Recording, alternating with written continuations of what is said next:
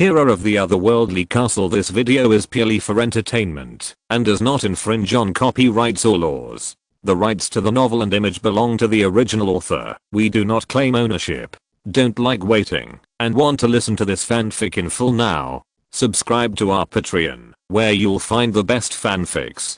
Chapter 201, Reorganization of the Forces. On the other hand, Li Jing has been busy since he decided to reorganize the army. First, he sent off the fleet heading north to explore the sea route on behalf of Yang Song, and then he rushed to Cheyenne Key City without stopping. After meeting Huoquibeng in Cheyenne Key City, he immediately rushed to Shanhaiguan. With a simple carriage, Li Jing, Huoquibeng, Zhao Wu and his party ran more than 700 kilometers in 3 days and arrived at Shanhaiguan at noon on the 4th day. This is also a warhorse bred by the Xia Kingdom. If it is an ordinary horse, it will take 3 or 4 days to recuperate after running 200 kilometers a day. That afternoon, Li Jing took Huoquibeng and Liu Qi to read Yang Song's order to Deking, Lu Su, Zhang Wei and Yushu. Let Zhang Wei go back to serve as the director of the Weijin Bureau under the military department, and Yushu as the director of the military affairs bureau. After the reorganization, they can take the remaining soldiers back to take office. General Zhang, you should call him Director Zhang. Congratulations. You will become an important official beside the emperor when you go back this time. You will not be like us who have to guard the border for the country in this desolate and remote place. Deking clasped his fists to Zhang Wei and congratulated him repeatedly. Zhang Wei clasped his fists in return and said, General D, please don't tease me. This time I go back, I will really be far away from the battlefield. Alas. Zhang Wei finally sighed, as if he still had some nostalgia for the battlefield. Everyone, gather the army early tomorrow morning and start reorganization. Li Jing interrupted the chat of several people. He was busy. There were still a lot of things waiting for him to do in Cheyenne Key City. Yes, General. Everyone clasped their fists and accepted the order. Although Zhang Wei and Deking were both generals, they were only major generals, while Li Jing was a lieutenant general. Although he was a superior sent from heaven, several people did not dare to have any disrespectful thoughts. Early the next morning, all the soldiers of the infantry brigade and the guard brigade gathered inside the pass. The walls of the pass were guarded by some auxiliary militia. The first soldiers who needed to be selected were the soldiers of the Imperial Guard. The gap was 1 battalion. The original guards were all converted into Jinaiwei, and the result of the Imperial Guard, Yang Song and Li Jing, was to prepare to form a heavy battalion. The heavy battalion consisted of a heavy soldier formation, a heavy cavalry formation, a heavy battalion, a long-range attack battalion and a light cavalry battalion, a total of 1,100 people. Although such a heavy battalion was not good at long-distance raids, it was more than enough to guard Cheyenne Key City, and it could also provide strong support as a strategic support reserve. After a random selection, Li Jing and the 3 generals present selected the most elite 1,100 soldiers, who were taken aside by Zhao Wu for instruction. Zhao Wu followed Li Jing to Shanhaiguan, but received an order from Yang Song. Yang Song ordered Zhao Wu not to return to Cheyenne Key City immediately after receiving the Imperial Guards, but to garrison in Shanhaiguan and return to Cheyenne Key City after the reinforcement were in place. Yang Song's order to Zhao Wu was suggested by Li Jing. Li Jing's original words were, Shanhaiguan lacks such an elite force. If the enemy attacks at this time, it may be unforeseen. Although neither Chenping's intelligence nor the scouts of Shanhaiguan found any signs of the enemy's attack, it is better to be safe than sorry. Then, the regular infantry brigade was reorganized. Li Jing, Deking and Lu Su selected more than 3,000 soldiers from the remaining 5,500 soldiers to form a regular infantry brigade. However, the reorganized infantry brigade was a little different from the original one. The original infantry brigade had a heavy battalion, but after the selection of the Imperial Guards, the remaining heavy infantry and heavy cavalry were not enough to reorganize a heavy battalion. Therefore, the organization of the infantry brigade became 2 regular battalions plus an artillery formation, a light cavalry formation, and a long-range attack formation. In addition, one of the artillery battalions in the 2nd regular battalion could only be replaced by a long-range attack battalion because there were not enough siege artillery. Therefore, the combat effectiveness of the infantry brigade after the reorganization declined, which was one of the reasons why Li Jing suggested that the Imperial Guards be stationed here. All the cavalry among the remaining more than 2,000 soldiers were under the command of Hu Okwabeng. There were not many cavalry left, only about 700, all of which were under Hu Okwabeng's subordinates, and turned into 2 light cavalry formations. For the last 1,200 light infantrymen, Li Jing allocated a battalion of soldiers to the city guards under the Weijin Bureau. The remaining nearly 100 soldiers Li Jing was going to take back to Xianqi City. They would become instructors and officers of the conscripted troops. At this point, nearly 7,000 soldiers were divided, and the various troops would be drilled for a period of time in Shanhaiguan. The officers were familiar with the soldiers under their command, and the soldiers had to get familiar with their superiors again. The 3 major generals were also familiar with their new subordinates. Except for a few of his original subordinates, the rest were all reorganized. Ren Xian was originally a captain of the light cavalry formation of the infantry brigade, and now he has become the captain of the light cavalry of the Imperial Guard. Ren Xian's vacancy was filled by Zhu Cheng. Zhu Cheng was originally a squadron leader of the light cavalry formation during the Guard battalion period. In the war to take back the caravan, he was added to the infantry brigade. Now he has been promoted to a light cavalry captain of the infantry brigade. Qi Chun was originally the commander of the light cavalry formation of the Guard battalion. After the expansion of the Guard brigade, he became the battalion commander of the light cavalry battalion of the Guard brigade. Now after reorganization, he has become a battalion commander of the cavalry battalion of the cavalry brigade, but he only has 1 light cavalry formation under his command. Yan Ren was originally the commander of the long-range attack formation of the Guard battalion, and then he was promoted to the battalion commander of the long-range attack battalion of the Guard brigade. Now he has become the battalion commander of the 2nd regular battalion of the infantry brigade. Liu Yan was originally the commander of the Malay formation of the Guard battalion. He was also promoted to the commander of the Malay battalion of the Guard brigade during the expansion of the army. At this moment, he still followed Zhang Wei and became the only battalion commander of the City Guard army. The other officers were roughly the same. Many of them had fewer men after the reorganization. Fortunately, no one was a bear commander. Some of the establishments were not even full, because the vacancies of more than 300 martyrs who died had not been filled. Originally, it was planned to select excellent people directly from the militia to supplement the army, but the combat quality of the militia was far from enough, which was one of the original intentions of Li Jing to propose the implementation of the conscript system.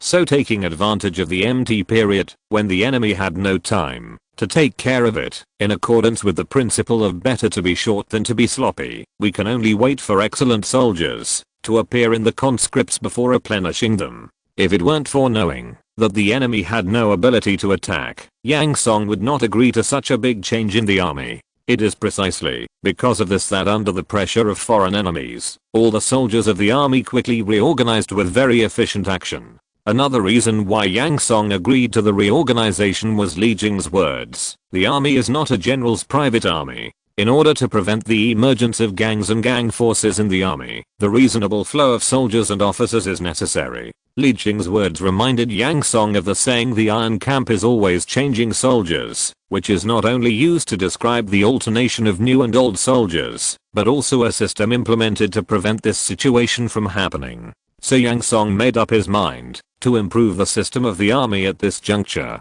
He didn't want a general who wanted to rebel against him in the future. After the reorganization of the whole army, it is inevitable that the army's combat effectiveness will decline, but it is better to suffer a short pain than a long pain. As long as the combat effectiveness is trained, these excellent generals, officers, and soldiers will quickly make up for it. With the expansion of the Zaire army, it is very likely that such a situation may occur again in the future. It is also good to adapt to it in advance and summarize the experience. Chapter 202 Changes outside the pass. Outside Shanhaiguan, the slightly plump Lord Viscount Lanny Parker was looking at the report in his hand with an extremely headache. The coalition was already halfway through its 6-month deadline, and his army was not even enough to expel the refugees and defend the territory, let alone prepare the army to participate in the coalition. The refugees in the territory were getting more and more violent, and there were even more groups of thieves. Although they were all old, weak, sick and disabled, there were many of them. Parker could only let his knights and soldiers strictly guard the city and villages, and he didn't even have the strength to clear them out. More importantly, the noble officials under his command were constantly assassinated, and even he himself was almost assassinated once. Now he dared not move around casually, and his castle was strictly guarded inside and outside, to prevent those elusive assassins from daring to assassinate him. He only received 2,500 escape axe sets of the supplies promised to him by the Garfield Chamber of Commerce. He also used these equipment to expand the army, and is now training. As for the future supplies, Parker no longer counted on them. The refugees outside the city made it difficult for the Garfield caravan to move forward. The few mercenaries in the caravan could not withstand the harassment of hundreds of thousands of refugees. "Come here, call Knight Commander Parlant," Parker shouted to the outside of the door. After a while, the burly figure of Knight Commander Parlant came into Parker's sight. "Your subordinate greets the Lord." Parlant stood straight, walked up to Parker, touched his chest and saluted. "I wonder what the Lord wants you to do." "Knight Commander, how is the training of the 2,500 battle axe warriors going?" Parker asked. Parlant replied in a sonorous voice, "Your Excellency, after more than 2 months of training, the battle axe brigade has completed its initial training. The rest can only become an elite force after long-term training. Now these warriors can only bully civilians." From the meaning of Parlant's last sentence, he did not agree with the territory's army to oppress the refugees.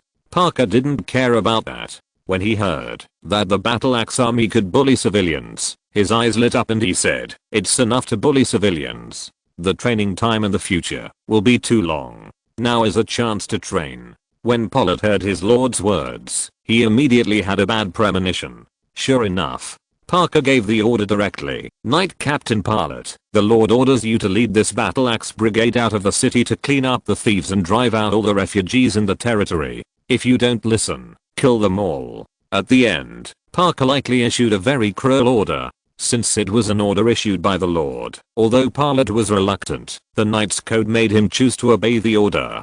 So Parlant's face straightened, his legs together, and he patted his chest, and said to Parker, "I obey your order."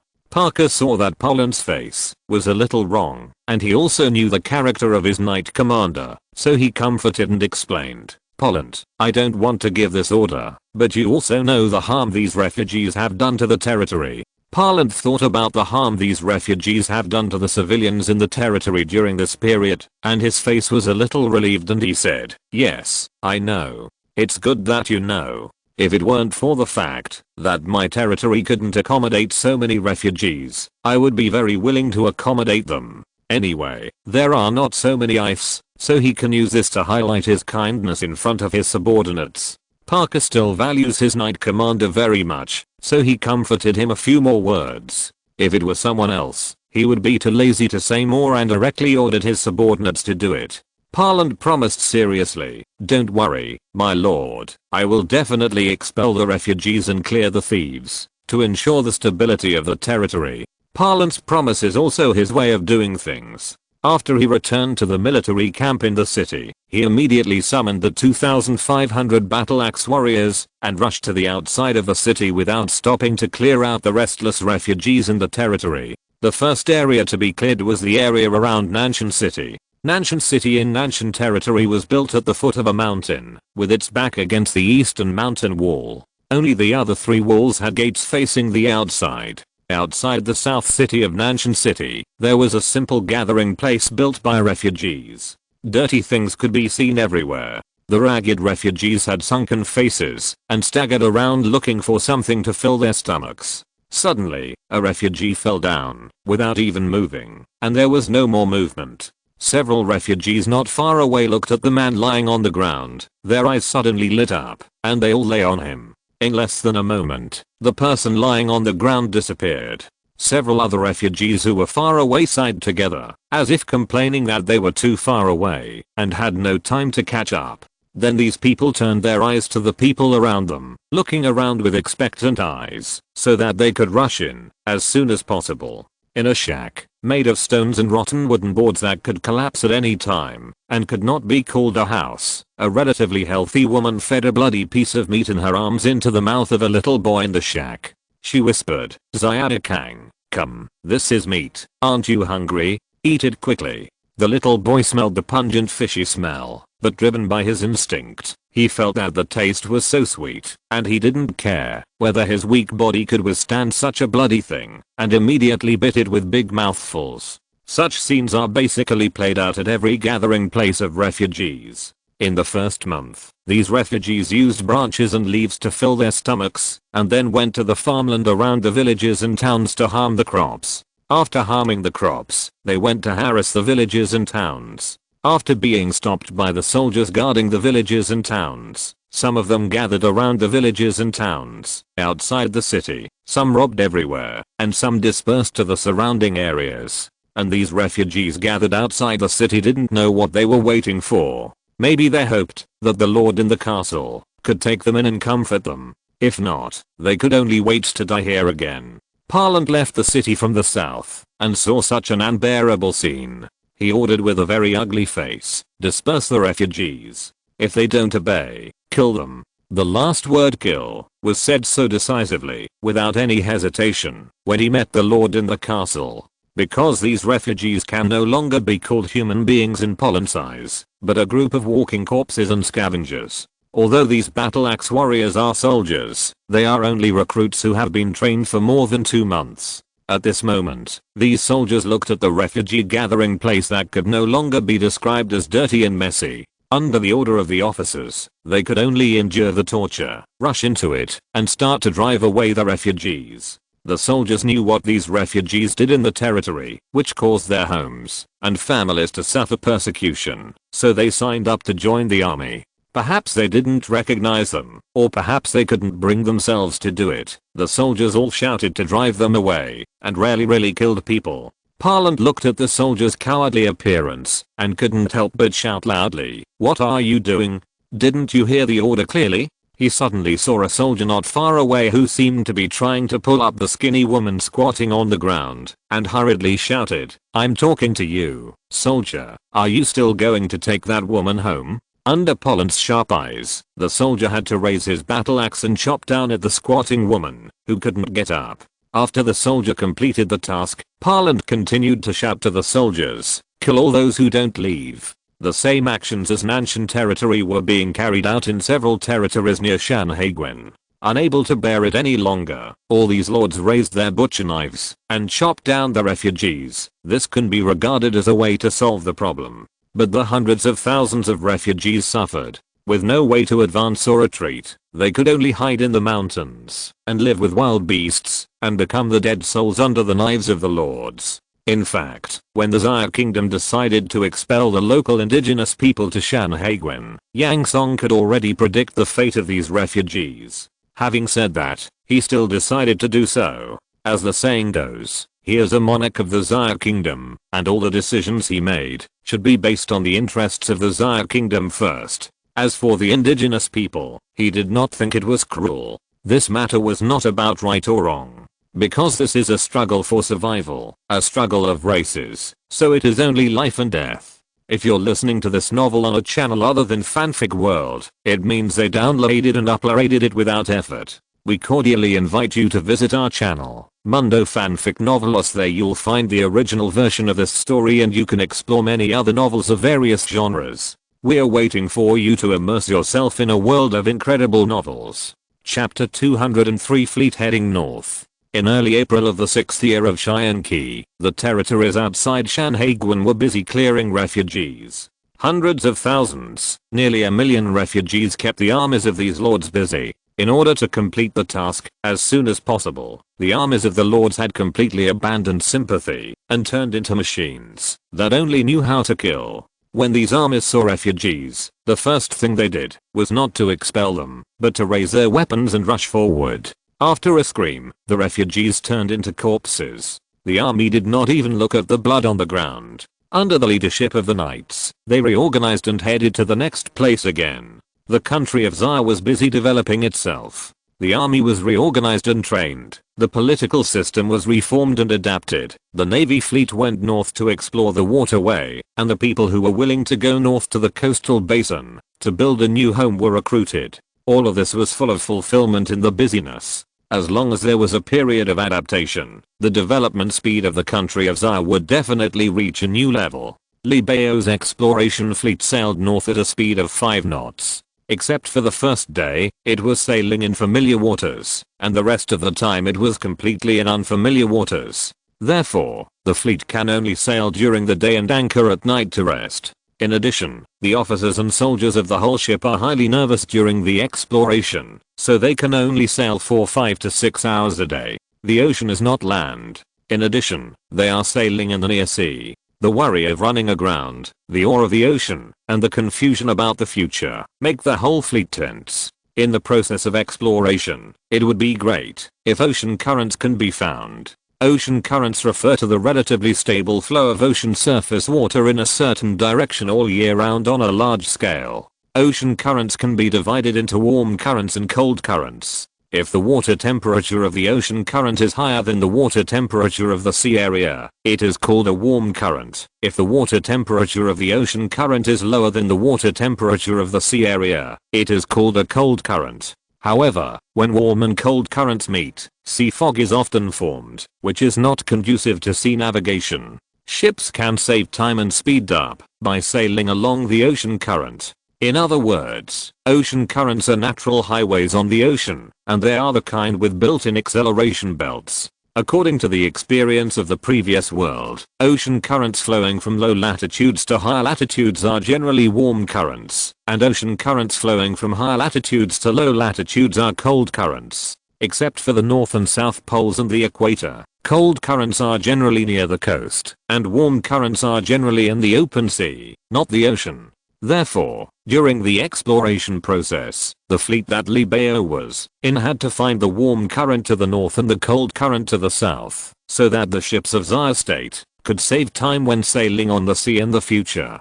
Fortunately, with the experience and data of previous exploration in the East Sea, Libeo quickly found the cold current flowing from the north to the south, and then after passing through a large foggy area, he found the warm current flowing to the north. As long as the fleet sails along the warm current, the speed will be accelerated. This time, Yang Song's task for Libeo was to explore the waterway, not to find out the entire sea area. Therefore, Libeo sailed directly north along the northbound ocean current. But he also had to explore the sea conditions on the waterway, and could not sail all the time. So when Libeo arrived at the sea off the coast of the Linhai Basin, 8 or 9 days had passed. In fact, in addition to the influence of ocean currents on navigation, another factor that has a great influence on navigation is the monsoon. The monsoon has a great impact on sailing warships and sea vessels. Even for Zyagro ships with triangular sails, the tailwind is always faster than the headwind. The monsoon in the eastern sea of Zyagro is divided into summer monsoon and winter monsoon after years of summary. The summer monsoon is southeast wind, which is conducive to sea vessels going north. The winter monsoon is northwest wind, which is conducive to sea vessels going south. Now it is the turn of March and April, and the summer monsoon has not come yet, so the monsoon has little impact on the voyage of this exploration fleet. Libeo made full preparations for this voyage to explore the waterway. Every time he returned to Cheyenne Key City, he would go to the Daozang library to look for information. Now he has a wealth of theoretical knowledge of navigation. After demonstrations along the way, as long as he goes back and forth a few times, this waterway can be fixed. On the 10th day, the fleet left the ocean current, sailed westward, and found the estuary of a river along the coastline. According to the information, this river is the Gahei River in the Linhai Basin, which is also the river where the city of Big Territory, the small territory northeast of Bill Territory, is located. This bigger lord was the first lord to surrender in the war, to take back the caravan. Since the Zaya kingdom occupied the entire basin south of the Linhai Mountains, it gave all the places a new name, and this river was named Gahei River. Bigger city faces the river on one side. At that time, Deking and Lusu thought that it would be easier if there was a fleet when attacking the city. Although Bigger City is now deserted, it has become the Dangbao town that is currently planned. in the hands of the Xia Kingdom, this place will definitely become more prosperous in the future. When Li Baohang entered the Gahe River and went upstream, he arrived at this place in less than half a day. Looking at the city that had become a ruin with no human habitation, Li Bao sighed and ordered, "Stop the ship, go down to rest for a night, replenish fresh water, and continue to sail north tomorrow morning." After 10 consecutive days of sailing at sea, all the people on the ship needed to go ashore to rest and relax their tense nerves in preparation for the next sea voyage. On the 11th day, the fleet consisting of 3 frigates and 2 transport ships went to the north again to explore. On the evening of the 13th day, the fleet arrived at the outer sea of Mike's territory, and at noon on the 14th day, it arrived at a small town by the sea. Similarly, this small town by the sea had been abandoned and destroyed. Li Bao stopped the ship and went ashore again, made a mark, and rested for another day. On the morning of the 16th day, he issued an order to return. When returning, Li Bao chose the southward current flowing near the coast. After careful sailing, it took 12 days for Li Bao to successfully lead the fleet back to the navy town. When Li Bao arrived at the navy town, it was already mid-April in the 6th year of Qianqi. It took a total of 28 days, nearly a month of sailing, and this was the first time that Li Bao led the fleet out to sea for such a long time. If there were no 2 transport ships to provide supplies for the fleet, the 3 frigates alone would not have stayed at sea for such a long time. Your Majesty, as long as I come back twice and figure out the sea conditions on the route, this route can be used. After Li Bao returned to the ship, he rushed back to Qianqi City as soon as possible and reported the situation of this voyage to Yang Song. Yang Song smiled and praised, "Your Majesty, Li Bao, as long as the route is determined, I will never forget your contribution, and I will not give you less reward." "Thank you, Your Majesty, this is what I should do, I dare not take credit." Li Bao bowed and clasped his fists and replied. Yang Song laughed and said, "There will be rewards for merit and punishment for faults. I still know that. By the way, Li Bao, how long is this route?" Yang Song asked. Li Bao replied respectfully, "Your Majesty, according to my calculation, it is about 650 kilometers from the navy town to the east fort town, and about 780 kilometers to the small town by the sea in the north. Thank you for your hard work, go back and have a good rest for a few days, and you will be busy next." Yang Song encouraged. Li Bao bowed again and saluted. "Yes, thank you, Your Majesty. I will take my leave." Yang Song's mission to Li Bao was just to explore the small town by the sea. As for the sea area further north across the Linhai Mountains, Yang Song and Li Jing thought it was not appropriate to alert the enemy, so they did not let Li Bao go to explore. Nowadays, the powerful army of Xia Kingdom has made the forces outside the pass uneasy. If these forces know that Xia Kingdom has such a powerful fleet, it may have a counterproductive effect on delaying the enemy's plan. If the navy is really needed in the future, the unexpected fleet will be the best blow to the enemy. Chapter 204 Negotiating the Channel. After learning that the waterway was about to be opened, Yang Song called Liug, Li Jing, Zun Yu, Chang Zhen Sheng and Chen Ping to discuss.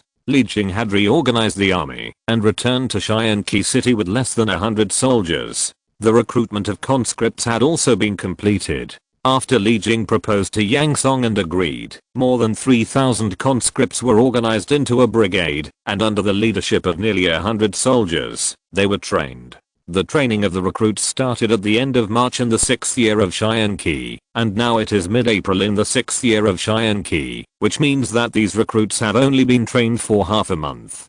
This is the situation of the waterway. Tell me, how should Xiago use this waterway? Yang Song explained Li Bao's latest exploration results to several people, and asked how Xiago should use this waterway. Yang Song looked at his military advisor. Liug was in deep thought and didn't speak. Instead, Li Jing on the side immediately replied, "Your Majesty, I think that it would save a lot of time to let part of the army's supplies be supplied by sea." The first thing Li Jing thought of was to provide logistical supplies to the army stationed in Shanhaiguan. According to what Your Majesty said just now, after the waterway is opened, the distance of 780 kilometers can reach the coastal town in 3 days at the slowest, if the sea ship sails day and night. And I also know that the coastal town is only about 200 kilometers away from Shanhaiguan. It only takes 6 days to transport it by carriage and a total of 9 days. And from Xianqi City to Shanhaiguan, although the distance is closer, only 700 kilometers, it takes about 20 days to transport supplies by carriage. Using sea transportation saves a lot of time. Li Jing was shocked by the time he calculated and sighed. As for the time it took for Li Bao to go north and south to return, it was because the fleet was an explorer and pioneer, so it could only act cautiously. After the route is determined, the sea conditions in the channel are clear and there is nothing to worry about, so you can sail boldly all day and night. A distance of 780 kilometers, sailing at a speed of 5 knots, 2 kilometers per knot in this world, only takes 78 hours to reach the destination, which is exactly 3 days, 26 hours a day. If you follow the ocean current and catch up with the monsoon, it will not even take 3 days to arrive, which is much more convenient and faster than traveling by land. Not only that, the transportation on the road, the food and the horses, the road consumption is also very large, but there is no such consumption in sea transportation, as long as the normal consumption of the sailors is met. Chang Sunsheng is still very experienced in this aspect, so he continued with Li Jing's words. Zhen Yu nodded in agreement and said, Mr. Changson is right. Using sea transportation can save a lot of extra expenses. Besides, the administrative office to which I belong needs these carriages for work in many aspects. If they are used by sea transportation, these carriages can be regarded as having other uses. This is a great event to speed up the development of our country, Zhen Yu said while calculating, and at the end, he was also very emotional. Then Shinping also agreed and said, what my colleague said is right. As far as I know, there are no decent sea vessels in the coastal territories outside the pass. Most of them are fishing boats, and they can only fish near the coast. The wind and waves in the open sea are enough to destroy those small boats. Therefore, I suggest that the naval fleet should be stationed in the waters outside the coastal basin.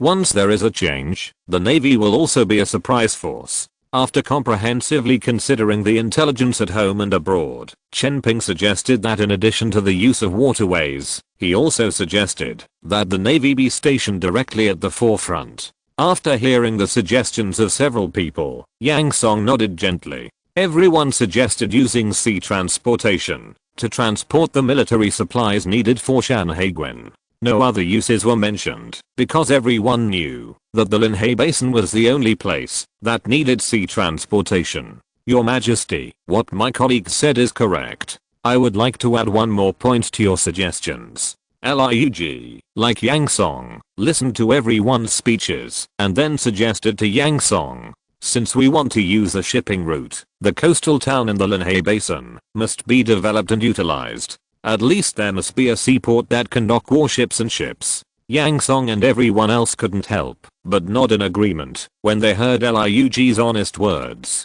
Lurk continued, since there is a seaport, someone must be there to maintain it. Ship repairers, porters, and barracks to provide accommodation for naval soldiers. In this way, it is best to set up a town in this place. In the expected future, this seaport must be busy and prosperous. Then let's build a Linhai town. After Yang Song and Lurk finished speaking, he could also imagine the prosperity of the seaport and immediately decided to set up a town. Yang Song decided this town is directly under the administrative department, like Filong Island and Fugi Island, and the level is temporarily set as town level. Your Majesty is wise. Everyone said in unison, which was considered to be an approval of Yang Song's decision. Yang Song thought for a while and said, since immigration is being carried out in Linhai town, this seaport must be built into a dual-use military and civilian type. Wen Ruo, you can discuss this matter with the pharmacist and Bo Wen. I obey your command.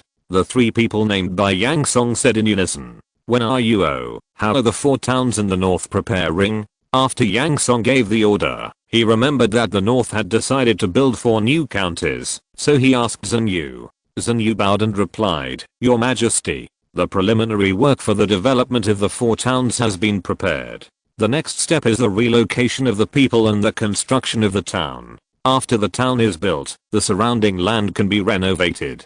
How long will it take to build the town? Yang Song asked again. Your Majesty, because the people are relocated in batches, and government offices, schools, post stations and other buildings need to be built, and the ruins need to be cleared, the site needs to be leveled, etc. So the first phase will take some time, and it will take about half a year at the fastest, Zhenyu explained. Yang Song pondered for a moment and asked, can it be accelerated? If not, what is the reason? Zhenyu thought about these two questions for a few minutes before answering. Your Majesty, it can be accelerated, but it requires enough manpower, especially skilled enough construction workers. Isn't the construction bureau under your administrative office responsible for the construction workers? What's the problem? Yang Song asked in confusion. Xia State originally had a professional construction engineering team, which had always been in charge of the engineering bureau. So now Zhenyu still told him that there were not enough people. Zhenyu smiled bitterly and replied, Your Majesty, this engineering team is now rebuilding Shanhaiguan. I see. Do you have any suggestions? After hearing what Zhenyu said, Yang Song also remembered. Because the city building technology in this world did not meet the requirements of Xia State, Shanhaiguan needed to be substantially rebuilt after being occupied by Xia State. Projects like this were generally handed over to the engineering team with rich experience. Yang Song couldn't think of a good solution for a while, but he felt that it was too time consuming to let him build it step by step, so he questioned the people present on the spot. But just like Yang Song, at this moment, everyone had no good solution, so they could only think silently, and the scene suddenly became quiet. After about 10 minutes, Lurk looked up and bowed to Yang Song and said, I have a suggestion.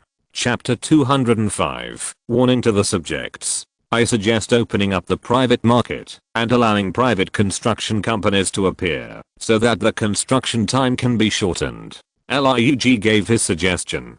After listening to Lurk's suggestion, Yang Song asked in confusion, are private construction companies not allowed to appear? In his impression, he did not order that such private companies should not appear. Why did Lurk suggest opening up the market in this area now? After hearing Lurk's suggestion, Zhenyu's eyes lit up, and he thought this suggestion was very good. Opening to the private sector can speed up the construction of the town, activate the market, and cultivate more talents in construction engineering for the Xia Kingdom. It can be said to kill two birds with one stone. Just as Zhenyu opened his mouth to second Lurk's suggestion, he heard Yang Song's question again. Zhenyu was dumbfounded. Could it be that such a thing does not require the consent of the monarch? Lurk and Zhenyu looked at each other, and then looked at Yang Song's attitude, thinking that they might have always had some misunderstandings about their monarch. Yang Song looked at the expressions of the crowd and reacted. He waved his hands with a wry smile and said, alas, things like this, that are beneficial to the development of our country do not need me to agree. If I need to make the decision for everything, what is the use of you ministers? Since the founding of the Xia Kingdom, Yang Song has made great efforts to establish various systems in order to avoid doing everything personally. Although Yang Song is very concerned about some things, such as the details of the curriculum subjects of education, he is afraid that these gentlemen and masters will go back to the old path of the previous world, only teaching the words of sages and despising scientific knowledge. Therefore, these ministers feel that their monarch is a monarch who does everything personally, so they dare not make decisions on many things without authorization, for fear of doing bad things with good intentions, which is why there is such a scene now. This may be the two-sided nature of things. In this way, although you will not do wrong things, you will miss many opportunities. In the past, the population of Xia was sparse, and there were no opportunities to miss. On the contrary, acting completely according to Yang Song's will can avoid a lot of trouble. But with the rapid population growth in the future, it would be really troublesome if Yang Song had to make the decision on everything. Let me set a line for you. As long as you don't exceed this line, you can freely use any good ideas and suggestions that are beneficial to Xia State. Yang Song thought about it and decided to set a tone to facilitate the work of these ministers. Please give your instructions. The 5 people bowed neatly. Yang Song pondered for a moment and said, First of all, you must not violate the law, especially the constitution. Secondly, you must not violate various systems. Finally, as long as it is truly beneficial to Zaya state, you can do it. I will obey your order. The 5 people bowed respectfully again. If there are any conflicts or contradictions, you must raise them in time and discuss them together at that time. Yang Song added at last. Yes, your majesty. Seeing that another difficult problem had been solved, Yang Song clapped his hands and said, so Bo Wen's suggestion just now can be made public, and let the people set up engineering companies themselves. As for what qualifications are needed to set up these companies, what conditions are required for the acceptance of projects, and what procedures are required for the release of projects, and how to manage and guide the competition among the people, this requires the administrative office to find a way. Although he told his subordinates to do it, Yang Song couldn't help but remind Zun Yu and the others a few words. I obey your orders. Zun Yu and Chang Sun Sheng bowed to Yang Song and happily accepted the order. After Yang Song finished speaking what he was thinking, he felt relieved. When he was about to let everyone go to work, he suddenly thought of something.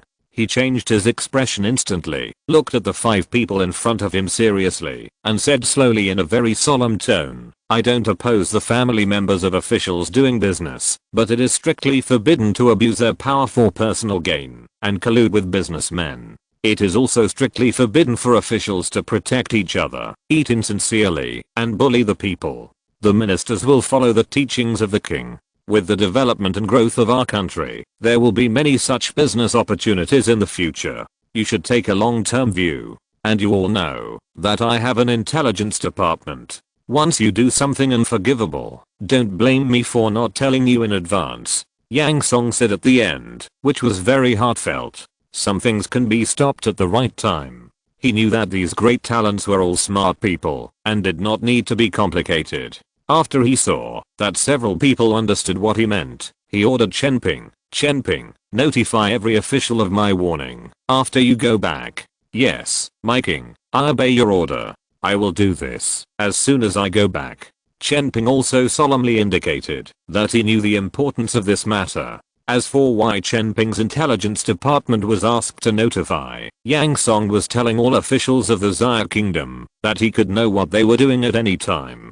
This can also be regarded as a warning from Yang Song to these officials. When if there are civilian engineering teams involved in the construction, how much time can be accelerated? Yang Song returned to the topic. Zun Yu immediately replied, Your Majesty, this depends on the number of civilian participants. If the number of people can meet the full start of construction, I estimate that it will take at least 4 months. Without waiting for Yang Song to continue asking questions, Zun Yu explained, even if there are enough manpower and materials, it will take a certain amount of time to build a town from scratch. Yang Song nodded, indicating that he understood. He also knew that engineering matters are not something that can be completed immediately after all other conditions are met. It still takes time, a process of time. After discussing for a while, the 5 people returned and began to get busy. After Chen Ping went back, he found Yang Yi, who was in charge of domestic intelligence, and told him all of Yang Song's orders and instructions, and asked Yang Yi to implement Yang Song's orders.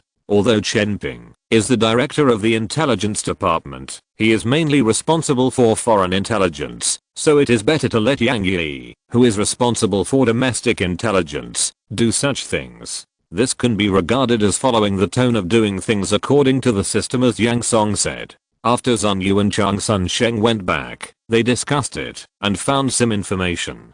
Finally, they decided to release the project through public bidding. Although the procedure is a bit complicated, it can avoid a lot of troubles and reflect the fair attitude of the government. It is also necessary to let Yang Song know that they are all loyal ministers who are dedicated to the people. In addition to continuing to train new recruits, Li Jing went back to calculate the help of its sea routes to the military and think about where this route can be used for the army of Zaya. Lurk is the most relaxed and the busiest person. The easiest thing is that he doesn't have to do anything. He only needs to be responsible for supervising officials, reading some documents and intelligence, and then giving advice to Yang Song. The busiest thing is that he has to know everything and be clear. Otherwise, when Yang Song asks, he doesn't know anything, and that would be a lot of fun. This is too much of an apology for the trust that the monarch has placed in him. Not counting Yang Song's trust in him, even if it was him, he would not let himself go like this. Liu Bowen is not that kind of person.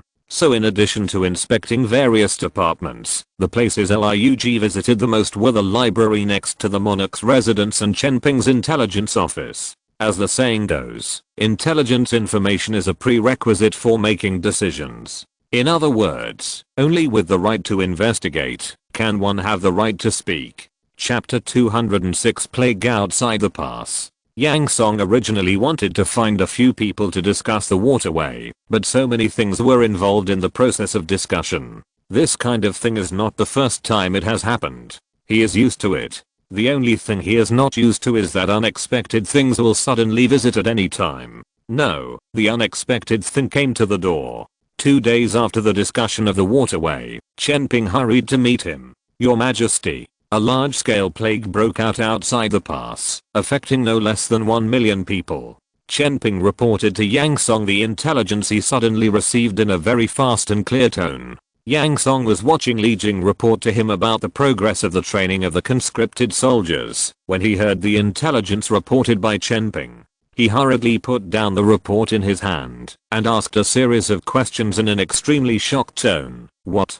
Plague? It happened outside Shanhaiguan? Does it have any impact on our country? Replying to Your Majesty, you have to ask Li Shizhen of the Imperial Hospital. Chen Ping said that he had to ask a professional about this matter. Yang Song slapped his forehead, calmed down, and shouted to the outside of the door, go and call Li Shizhen from the Imperial Hospital. He was originally a relatively calm person, but in the face of such a sudden crisis, Yang Song found that his calmness also had a limit. While Li Shizhen was not here yet, Yang Song asked Chen Ping for details of the plague. After Chen Ping's narration, it turned out that the assassins outside the pass were the first to find something wrong, followed by feedback from other intelligence personnel. Finally, after integration, Chen Ping could judge that there was an outbreak of plague outside the pass. Bob is an assassin without emotions, this is his self-proclaimed. Because of the long-term assassination, the dignitaries who were not assassinated in the various territories outside Shanhaiguan were extremely cherishing their lives, and even banquets were rarely held. This is because they were reducing the number of times they went out. In addition to reducing the number of times they went out, these dignitaries all recruited a large number of guards. Of course, the ones who were close to them were always people they could trust. So even if an assassin got in, there were few opportunities for assassination. It was because of these assassins from Xia that all these people learned how to prevent being assassinated. It can be said that Xia taught these people a good lesson in anti-assassination from another aspect. Even so, after a lot of bloody lessons, there are still news of powerful people being assassinated from time to time. Because not only these powerful people are making progress, but also the death warriors of Xia are making progress. So a few days ago, after Bob couldn't find a target to attack for a long time in Nanshan city of Nanshan territory, he set his sights on the outside of the city. Bob also knew that there were refugees outside the city, but some time ago, the lord of this territory sent an army to clean up the refugees outside the city, and he just wanted to see if there was a chance to assassinate the knight commander who led the troops. But when he left the city, he saw corpses everywhere. Although he had heard about the appearance outside the city, the feeling he gave him, after seeing it with his own eyes, was completely different. After being shocked by the cruelty of this army, Bob came to his senses and chased after it along the traces of the march. On the way of pursuit, he passed by a village and decided to go into the village to rest and replenish some food. He sneaked into the village in the middle of the night. The guards of this village were not as strict as expected, probably because the army cleared the surrounding refugees. Even if it was strict, he would sneak into the village, as long as he could find a way. Bob's boarding in the village was at the village chief's house. Anyway, as long as there were conditions, he would not wrong himself. Going out at night and resting during the day has become his instinct, but in order to get some intelligence, he assassinated a guard soldier of similar size that night and mixed into the guard team the next day. Such stealth is simply easy for Bob. wearing rough linen clothes, a chest armor on the outside, a simple iron helmet on his head, and covering his face with a scarf. He explained to the outside that he was sick and insisted on standing guard. In the least noticeable situation, he patrolled the village in a low-key manner, looking for people who could obtain intelligence. Suddenly, he found that most of the civilians in the village were listless and in poor spirits. At first, he thought it was caused by the harassment of refugees outside the village, until he saw a thin man suddenly coughing violently on the street, and he even coughed up blood.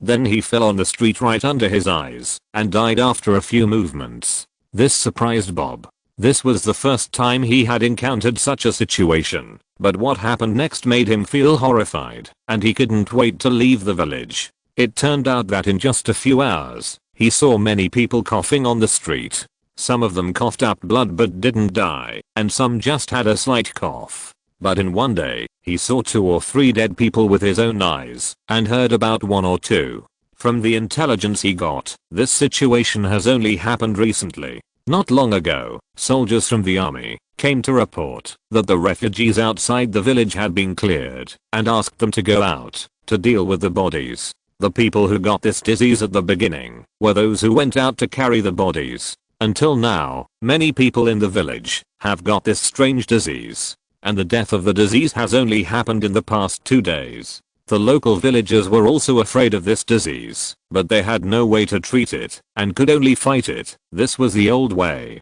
So Bob left the village quickly that night, and he was not going to look for the army. He decided to return to Nanshan City immediately and find the messenger to report his discovery to Zaguo. Although he had been mentally prepared to face death, he didn't want to die so unclearly. He thought that at least his death had to be meaningful. Messengers are those who are in charge of pigeons. These people pretend to be business travelers. They usually do business honestly as a disguise. Only after receiving intelligence will they release pigeons. So Chenping took the intelligence very seriously. At first, Chenping didn't think about the plague, but only thought it was a very harmful epidemic. But as the days went by, the intelligence became more and more detailed.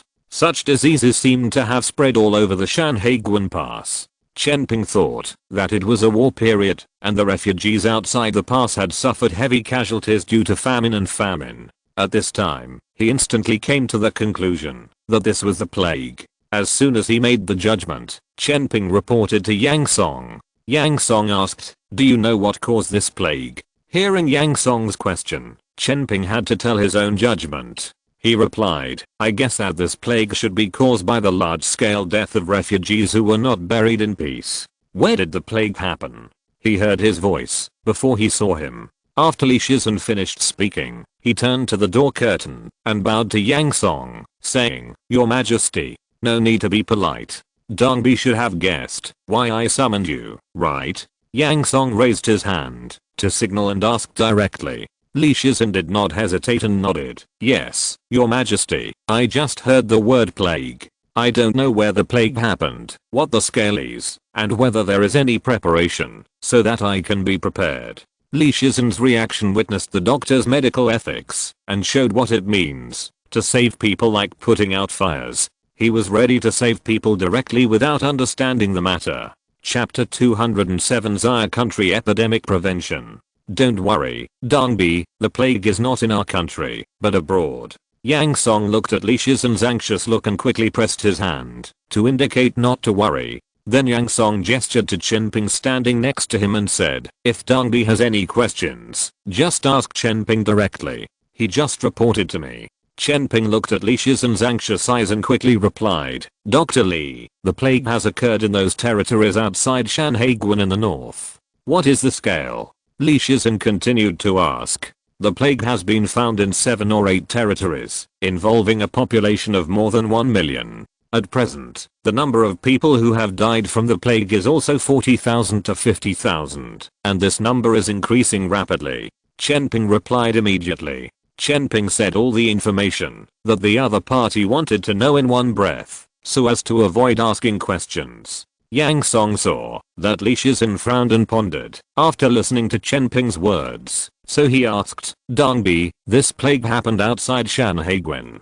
Does it have any impact on our country?" The answer to this question is what Yang Song wants to know most now. Li Shizhen pondered for a moment, bowed, and replied, "Your Majesty, there will definitely be an impact, but as long as the protective measures are well done, the impact will not be significant. Once the plague spreads, it will be like a raging flood. It cannot be stopped. It will not spread until all the humans in a place are wiped out. Even if all the people in a place are wiped out, this place will be a forbidden area for humans for more than 10 years. Li Shizhen explained the horror of the plague. When Chen Ping heard this, he sighed. Fortunately, the plague occurred outside the pass. If it was in the country, there would be at least heavy casualties. Yes. Yang Song also sighed deeply, cheered up, tightened his face, and ordered seriously, "Dong Bi, I order you to be responsible for the prevention and control of this plague. From me to the people, as long as the plague does not spread to our country, it is all up to you. I obey your command." Li Shizhen knew that this matter was a heavy responsibility and was related to the life and death of the whole country. Without any hesitation, he solemnly accepted the king's order. After Li Shizhen received the gift and stood up, he immediately asked Chen Ping beside him, "Director Chen, where is the carrier pigeon? Is it placed separately? Where is the person who had contact with the carrier pigeon? Has it had contact with the outside world?" When Chen Ping heard Li Shizhen's question, he immediately thought of something, and his face changed immediately. He knelt down on the ground in front of Yang Song in horror, and replied with tears in his voice, "I have committed a heinous crime and I deserve death." When Yang Song saw that Chen Ping had such a loss of composure because of a question, he asked in confusion, "Chen Ping, don't panic. What happened?" "I have had direct contact with those intelligence personnel who had contact with the carrier pigeons. If I really deserve to die." Chen Ping's choked explanation shocked the two people beside him. "What? Chen Ping, you?" Li Shizhen heard Chen Ping's explanation, pointed at Chen Ping and said in shock, "How dare you stand in front of the emperor? If you implicate the emperor, can you bear the responsibility?" Yang Song had just heard Chen Ping's report. Although he knew the horror of the plague, it only happened outside the Great Wall, which was still very far away from him, and he didn't feel much. But now he actually knew that he was so close to the plague, which made him feel very unreal. Yang Song took 2 deep breaths, ignored Li Shizhen who was muttering, and comforted Chen Ping. "It's okay, it's not too late to know now. Besides, this is just a precaution, and it's not really possible to be transmitted. Is that right, Dong Bi?" Yang Song also knew a little about epidemic prevention, so he asked Li Shizhen for correction. Li Shizhen also recovered from the shock. He was just panicked about the possibility that the emperor might be infected with the plague. Now that he calmed down, he replied seriously, "Yes, the emperor is right, but we can't afford this gamble. Yes, who can say for sure about the plague? The best way is to not have this what if." "Chen Ping, you get up first. Have you and those intelligence personnel had any contact with the outside world?" Yang Song turned to Chen Ping and asked. Chen Ping stood up in frustration at this time. This was the first time he knelt down to Yang Song, because he was really scared. Since Yang Song issued the order to avoid kneeling, it was also the first time that Yang Song saw someone kneel down to him again. "No, most of the ministers and intelligence personnel live in the government, and I have only been in the intelligence for a few days." Chen Ping is really listless now. Chen Ping is not wrong. These intelligence personnel are so busy all day that they don't even have time to go home. In addition, due to the needs of intelligence work, most of them are centrally managed. "That's good.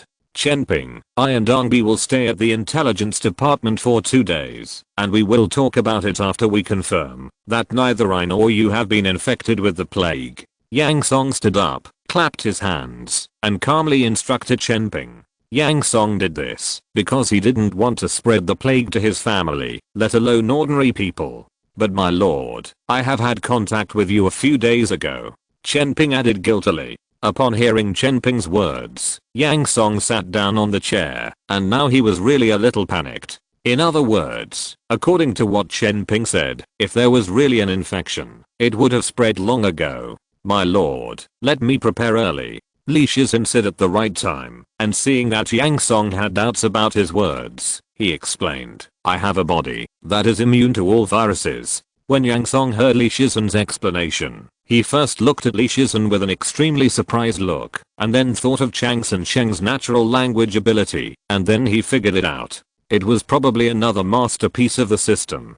So Yang Song looked at Li Shizhen with envy, waved his hand and said, "In that case, then you can go and get busy." Then Yang Song thought of something, still a little worried, so he told Li Shizhen, "I will write down the king's order first, so that you can go to do the work. And Shan Haiguan, I will send another order, strictly prohibiting outsiders from approaching Shan Haiguan within 10 kilometers. Your Majesty is wise." Li Shizhen praised Yang Song's foresight from the bottom of his heart. Alas, now I can only pray that the carrier pigeons do not carry the plague virus. Yang Song thought helplessly in his heart. After Chen Ping and Li Shizhen left, Yang Song returned to the backyard. When accompanying his family, he deliberately observed Xiaolan and Xiaojuan. After seeing that they had no symptoms of coughing, he felt relieved.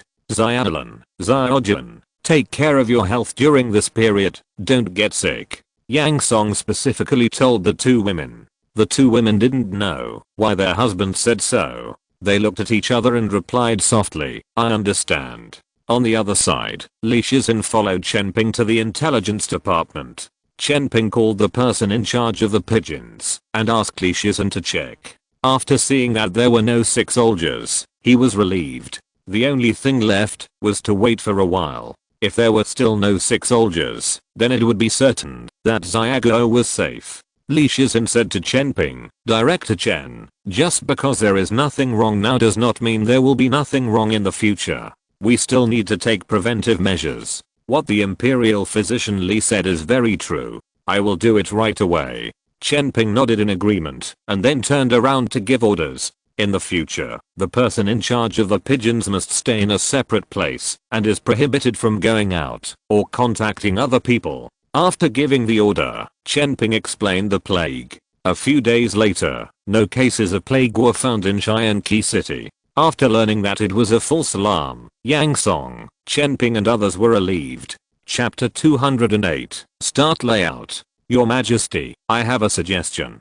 After learning about the plague, Liug, Li Shizhen, and Zhang Zhozheng, who was in charge of finance, came to pay a visit. Yang Song had a false alarm about the plague. Now he and Deking, who was guarding Shan Haiguan, were strictly ordered to kill any natives found within a 10-kilometer radius. He didn't want to be so frightened. Visible enemies were easy to deal with. If he couldn't beat them, he could develop them and then fight them. But invisible enemies like plague were really difficult to deal with. So he was also very concerned about the plague outside the pass and hoped that the forces outside the pass could solve this problem as soon as possible. What suggestions does Bo Wen have here? Just say it directly. Yang Song leaned back in his chair and asked the three to sit down and talk. The three of them bowed to Yang Song again, and after sitting down, Liug suggested, "Your Majesty, I have a suggestion for the plague outside the pass. I suggest that our country's Dr. Li go to help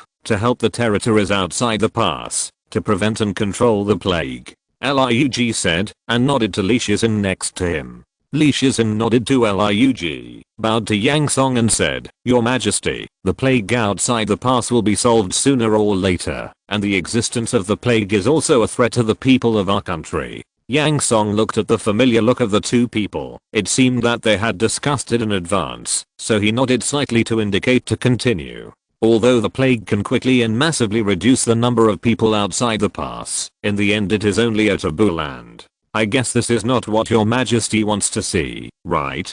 Liug explained. That's right, the land outside the pass will also be the land of Xia in the future. Yang Song spoke out his ambition without any taboos. After he finished speaking, he immediately asked in confusion, "Li Dongbi alone can't accomplish this feat, right?" Liug nodded and said, "If only Li Tai is allowed to treat the patients, he will certainly be too busy." So I discussed with Li Tai and came up with a solution. What solution? Yang Song asked curiously. He couldn't think of any way to allow one person to accomplish such a thing. With Yang Song's understanding of Liug and other great talents, they would not suggest sending more people, which was his belief in the ability and wisdom of these great talents. I suggest that Litai list some measures for epidemic prevention and treatment, and then simplify and colloquialize them, so that ordinary people can know what to do as soon as they hear them, and finally translate them into the language of the northern barbarians, and let some dead soldiers pretend to be doctors, and be responsible for teaching the northern barbarians how to prevent epidemics and treat them. Lurk tried to express his suggestions in concise language. After listening to Lurk's suggestion, Yang Song pondered for a moment, looked up at the few people and said, "This is a good idea, but in this way, isn't it a bit too easy for them?" He was a little unwilling to let the forces outside the pass get through this disaster. After all, these people were preparing to attack him before. Lurk was resentful of Yang Song, and smiled knowingly. "Your Majesty, this matter is not over yet. In addition to eradicating the plague, I also ask your Majesty to order the cessation of assassinations outside the pass, so that all these assassins can go to rescue people." Yang Song listened to Lurk's evil-minded words, looked at his unfathomable smile, seemed to see something, and asked directly, "Bowen, just say whatever you want to say. I'm just setting up a game." Lurk smiled confidently, chuckled and said his real plan. Yang Song's eyes lit up, and he asked expectantly, "Layout? What layout?" Lurk answered decisively and seriously, "Lay out a chess game of the world." Yang Song looked at the other two, resisted the urge to ask for details, and asked instead, "What will happen after stopping the assassination and rescuing the northern barbarians outside the pass?" "Your Majesty, even with the help of our country, the population outside the pass will be greatly reduced after the plague." Lurk used the word huge to describe the drastic reduction in the number of people outside the pass after the plague. After Yang Song nodded in agreement, Lurk continued, "In this case, your Majesty does not have to worry about whether the territories outside the pass can unite again to use troops against our country." As Lurk spoke, Yang Song nodded his head opposite him. Lurk continued, "Your Majesty can take this opportunity to leave a friendly impression in front of the territories outside the Great Wall, and also use this to express to the outside world that our country will not invade again." "I see, but what good will it do to our country after having a friendly attitude?" Yang Song did not believe that those lords would no longer have any unreasonable thoughts about Zaire after being favored by Zaire. "Your Majesty, please don't worry. Please listen to my report." Lurk smiled again, touched his beard on his chin, and gestured to Zhang Zheng, who had been listening for a long time without saying anything. Then he said, "This matter is also related to Director Zhang. Didn't Director Zhang suggest a golden egg plan to your Majesty?" Yang Song nodded to Zhang Zheng's gesture of bowing, and then said, "Yes, but due to limited conditions, this plan has to be shelved. I'm ashamed." Zhang Zheng said with a face full of shame. Yang Song waved his hand to Zhang Zheng to show that he was fine, looked at Lurk, and asked, "Can this plan be implemented now, your Majesty?" "Yes, that's right.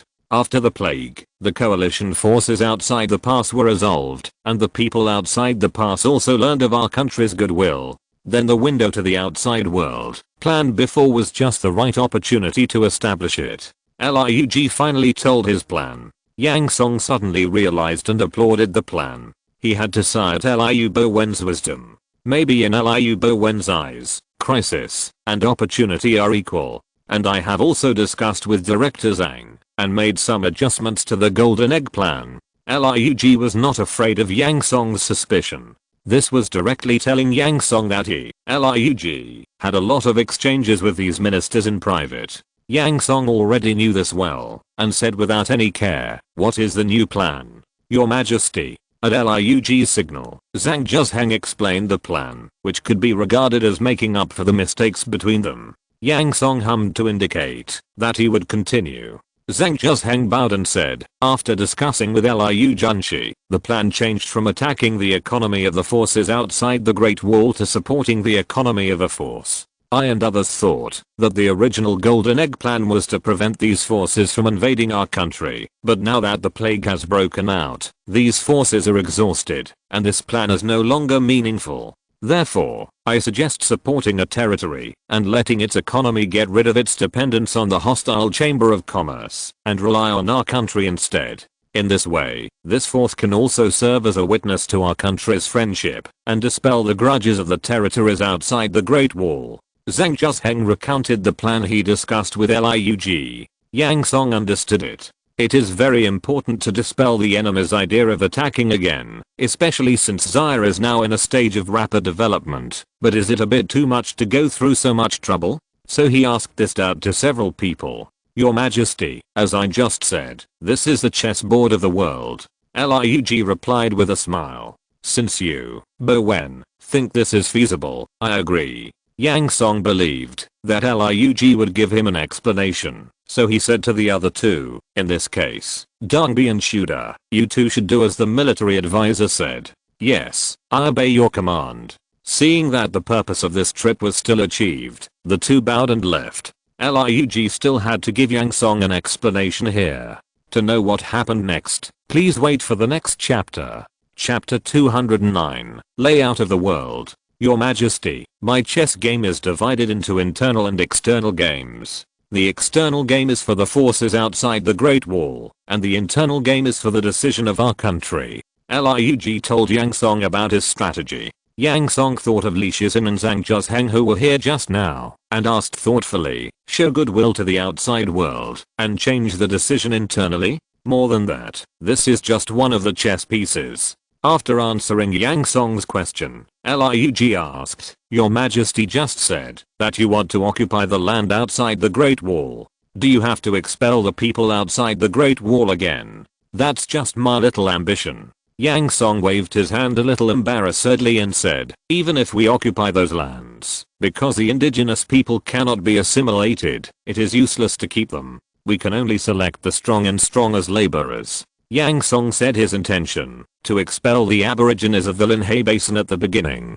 I see, this is true, but Your Majesty, can you say that you consider the feelings of the people of our country? Liug understood Yang Song's thoughts and asked, the feelings of the people of our country? What feelings? Yang Song was very confused about this question, and had no idea what Liug wanted to express. Liug sighed and explained, as far as I know, many of the hard work in our country is done by the natives, and the people of our country do not need to go down to the mines. Is there anything wrong with this? Yang Song was even more confused when he heard this. In his opinion, isn't this good?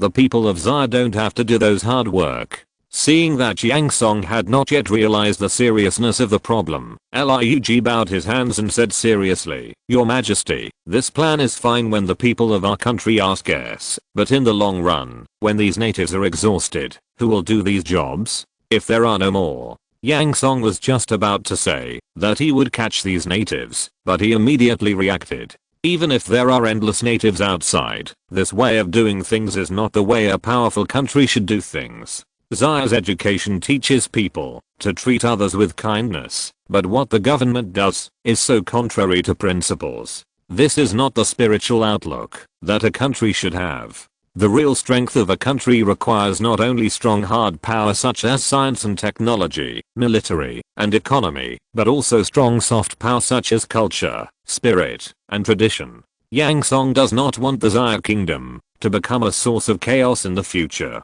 This is not the way for the country to survive and develop. Moreover, the descendants of Yan and Huang are very hardworking. If he spoils the people because of him, then his sin will be great. Yang Song asked his military advisor, what strategy can Bowen teach me? Don't worry, Your Majesty, listen to me. Liug saw that Yang Song knew the crux of the problem and touched his beard with satisfaction. Your Majesty, occupying the land outside the Great Wall and reducing the number of natives outside the Great Wall are essential steps. After Yang Song nodded in agreement, Liug continued, if Your Majesty wants to reduce the population outside the Great Wall, there are many ways, such as war. And this is also an important purpose of my visit to Your Majesty today. Secondly, a war outside the Great Wall will be of great benefit to our country. Not only can it reduce the population, but it can also allow our country to truly settle down and develop. Hearing this, Yang Song nodded again. Liug paused for a moment, as if he was organizing his words and thoughts. In a blink of an eye, he continued, Finally, let the forces outside the Great Wall start a war as soon as possible, a protracted war, and our country will play a catalytic role in it. Catalyze war? Yang Song was very surprised when he heard this. War can actually be a catalytic thing. So Yang Song asked, how can the war be catalyzed? Lurk replied, Your Majesty, I have said before that there are powerful and ambitious lords outside the pass, and chaos is inevitable, but I'm not sure about the time now, especially after this plague. It is estimated that launching a war is a long way off. Lurk was helpless about his own mistakes. Who let a sudden plague disrupt his calculations? Now he can only plan again. Fortunately, he also saw an opportunity from this disaster. Lurk sighed in his heart, man's calculations are not as good as God's calculations, and continued, therefore, I set up a chess game to make the forces outside the path chaotic again, and this catalytic point is the foreign trade point outside Shanhaiguan. When Yang Song heard that it was related to the establishment of an external window, he was immediately confused. Wasn't this trade point used to show good use to the outside world? It has become a catalytic point after so long? He now understands Lurk's strategy more and more. Seeing Yang Song's puzzled face, Lurk smiled inwardly, but said seriously on the surface, Your Majesty, I beg for your permission to reveal a piece of knowledge to the outside world. What knowledge? Yang Song asked immediately. He was very curious about what kind of knowledge was so powerful that once it was known, the world would be in chaos. Your Majesty, the forces outside the Great Wall are an alternative feudal system. Each territory has a lord, and under the lord there are officials such as civil officials, financial officials, sheriffs, knights, judges, and priests. Lurk did not directly say what knowledge was needed, but instead talked about the systems of those lords, and Yang Song probably guessed what knowledge Lurk was talking about. With such a system, it is more than enough to manage one territory, but even if these lords occupy multiple territories, in my opinion, these lords can only be powerless. Therefore, the knowledge I revealed to the forces outside the pass is the county system. Lurk's eyes flashed with coldness, which made Yang Song, who was sitting opposite Lurk, shudder. Listening to Lurk's continued explanation, this move is to tell the forces outside the pass not to be afraid of occupying the territory and not being able to manage it. You can expand with confidence. So that's it. When Yang Song heard the three words county system, he knew that his guess was right. But Yang Song had another question, telling them what this system has to do with the trade point. Yang Song couldn't figure out the connection between the two. Trade is to show kindness, and the system is a method for these forces. What is the relationship between the two? If an enemy tells us that there is a system that can help us, what will the king think? Lurk guided Yang Song. Without even thinking, Yang Song said, it will definitely not be adopted. You mean, as your majesty said, it is not advisable for us to tell these forces directly. Then the existence of the trade point is a perfect place for information exchange, and it is also a place for our country to interfere with the forces outside the Great Wall. Lurk fully pointed out the role of the trade point at this time. Yang Song thought that people are like this. Things that are easily obtained are often not cherished. Only when these forces obtain intelligence information through their own methods can the lords not have too many doubts. Seeing that Yang Song understood the reason for this matter, Lurk then confessed to Yang Song, although this move can make Xiago stable for at least 10 years, there is a disadvantage that I also want to let your majesty know in advance. What disadvantages? Yang Song was very satisfied when he heard Lurk say that Xiago could obtain more than 10 years of stability, but the disadvantages Lurk mentioned were also very concerning. Lurk replied, Your Majesty, once this plan is implemented, the forces outside the pass will inevitably start to compete for hegemony. The forces near Shanhaiguan are still okay, but the places farther away are out of reach of our country. In a few years, one or more powerful countries will definitely be born among the northern natives. What are the disadvantages? If so, I believe that Bowen and other great talents will not just sit there and watch, right? Yang Song saw the solution to this matter at a glance. In terms of the art of vertical and horizontal tactics, the Xia kingdom can beat the world. Haha, your majesty is wise, and I can't wait Lurk praised at the right time without refuting, which was a tacit acknowledgement of his great talent. At this time, Yang Song also knew what Lurk's layout was. He also knew the purpose of Lurk's long conversation with him. Lurk guided Yang Song's thinking in a step-by-step manner.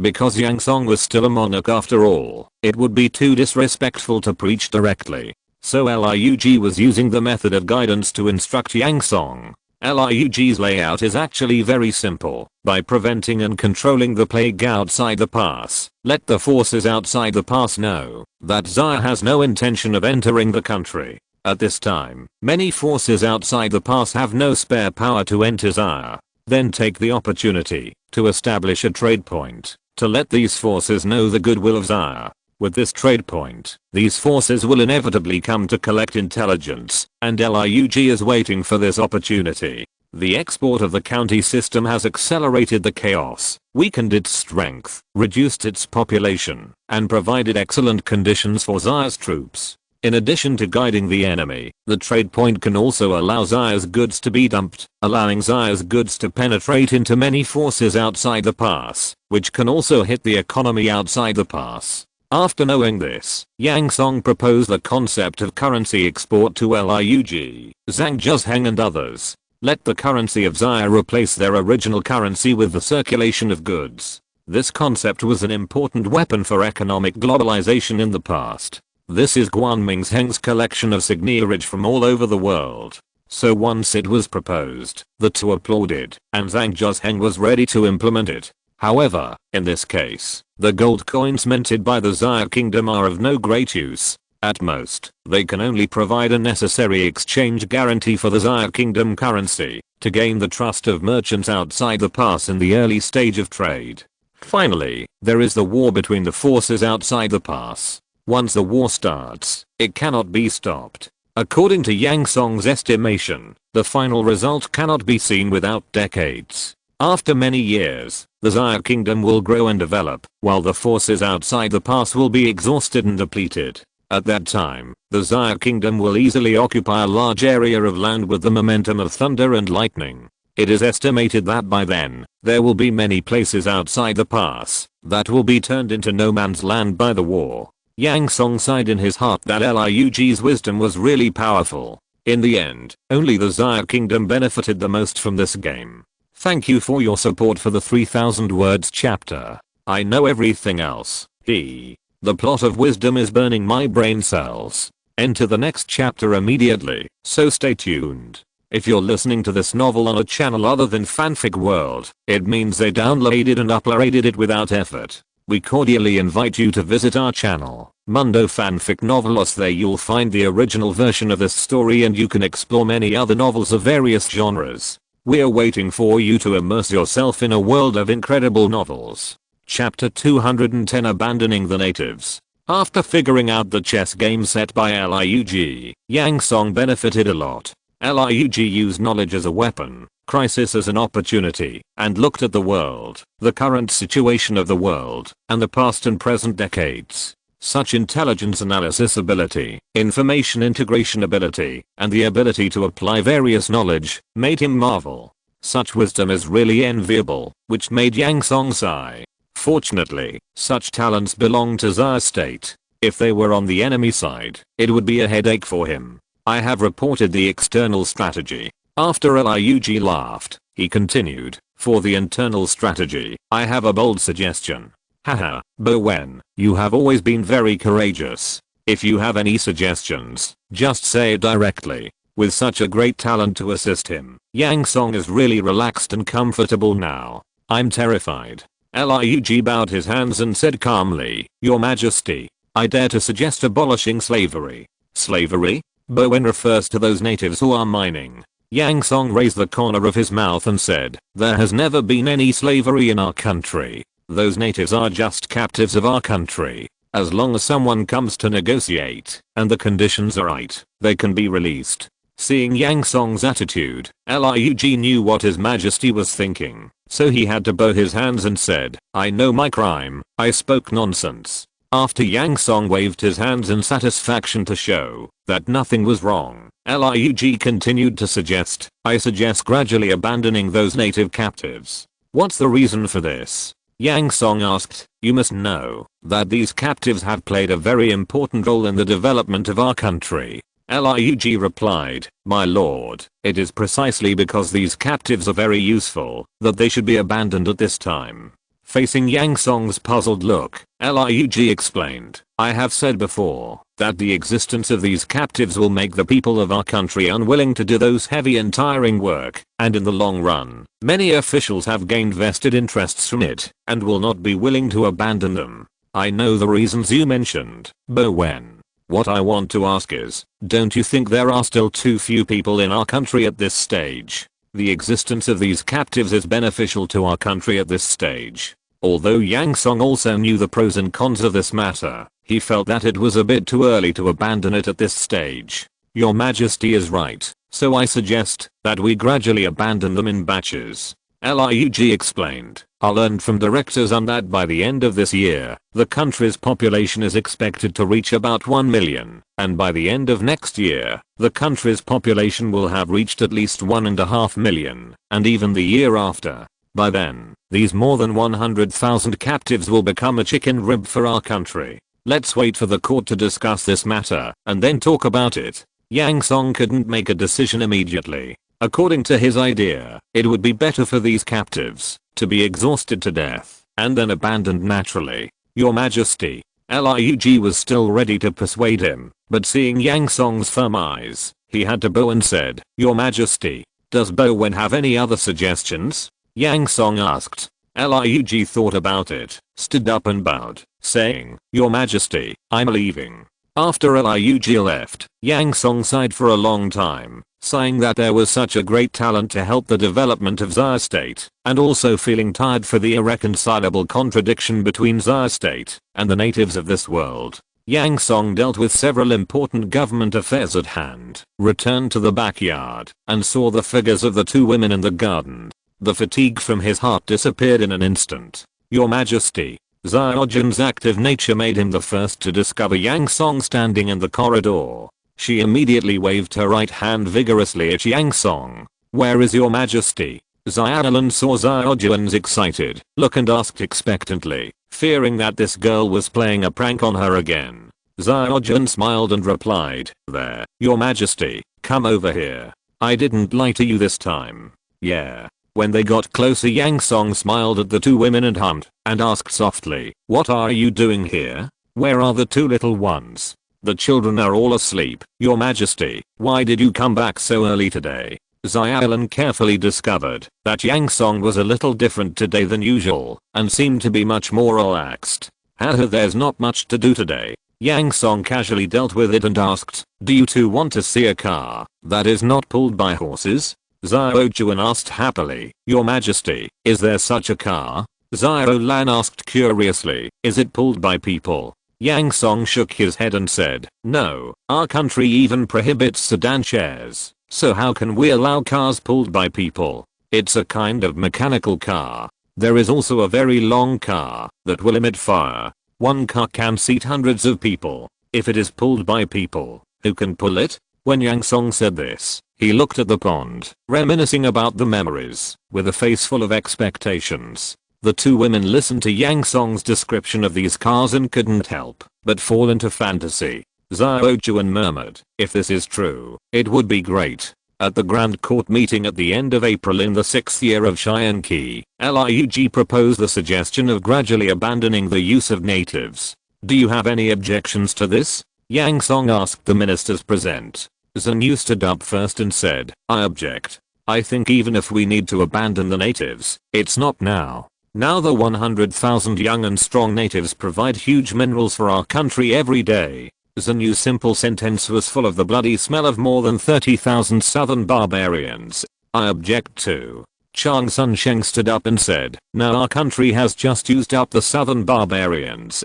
The 30,000 young and strong northern barbarians on Filang Island provide important minerals for our country every day. Chang Sun Sheng said that he used up the southern barbarians, which means that the southern barbarians who were not civilized were eliminated, and the 30,000 young and strong northern barbarians with civilization were filled into Felang Island, and the output of guano stone immediately went up a level. Moreover, the original southern barbarians had strong female southern barbarians, which was a hidden source of trouble. Even if there were measures, Felang Island would very likely become a colony of those southern barbarians if we didn't pay attention. Now Felang Island is full of young and strong natives, and it will be the same, no matter how noisy it is. Yang Song saw that most of the ministers present opposed it, and only ZHUZ agreed with Liug's suggestion, and he made a decision in his mind. He concluded solemnly, since all the ministers are against it, then I have decided not to increase the number of native captives in the future, and only use the existing ones. When these natives are no longer suitable for use, we will deal with them. I obey your orders. Liug saw that Yang Song had made the decision, so he had no choice but to follow suit. Liug's idea was not wrong, and Yang Song was not unaware of the benefits of abandoning the natives, but he still couldn't stand the low cost and high returns of these captives, so he compromised with reality.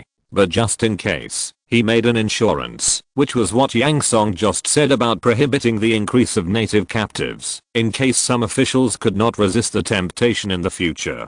Chapter 211 Rapid Development. At the end of the 6th year of Cheyenne Key, after more than half a year of development, the national strength of Xia Kingdom has doubled. At the end of year summary meeting, Yang Song said, "Everyone, another year has passed. I have seen your hard work in the past year.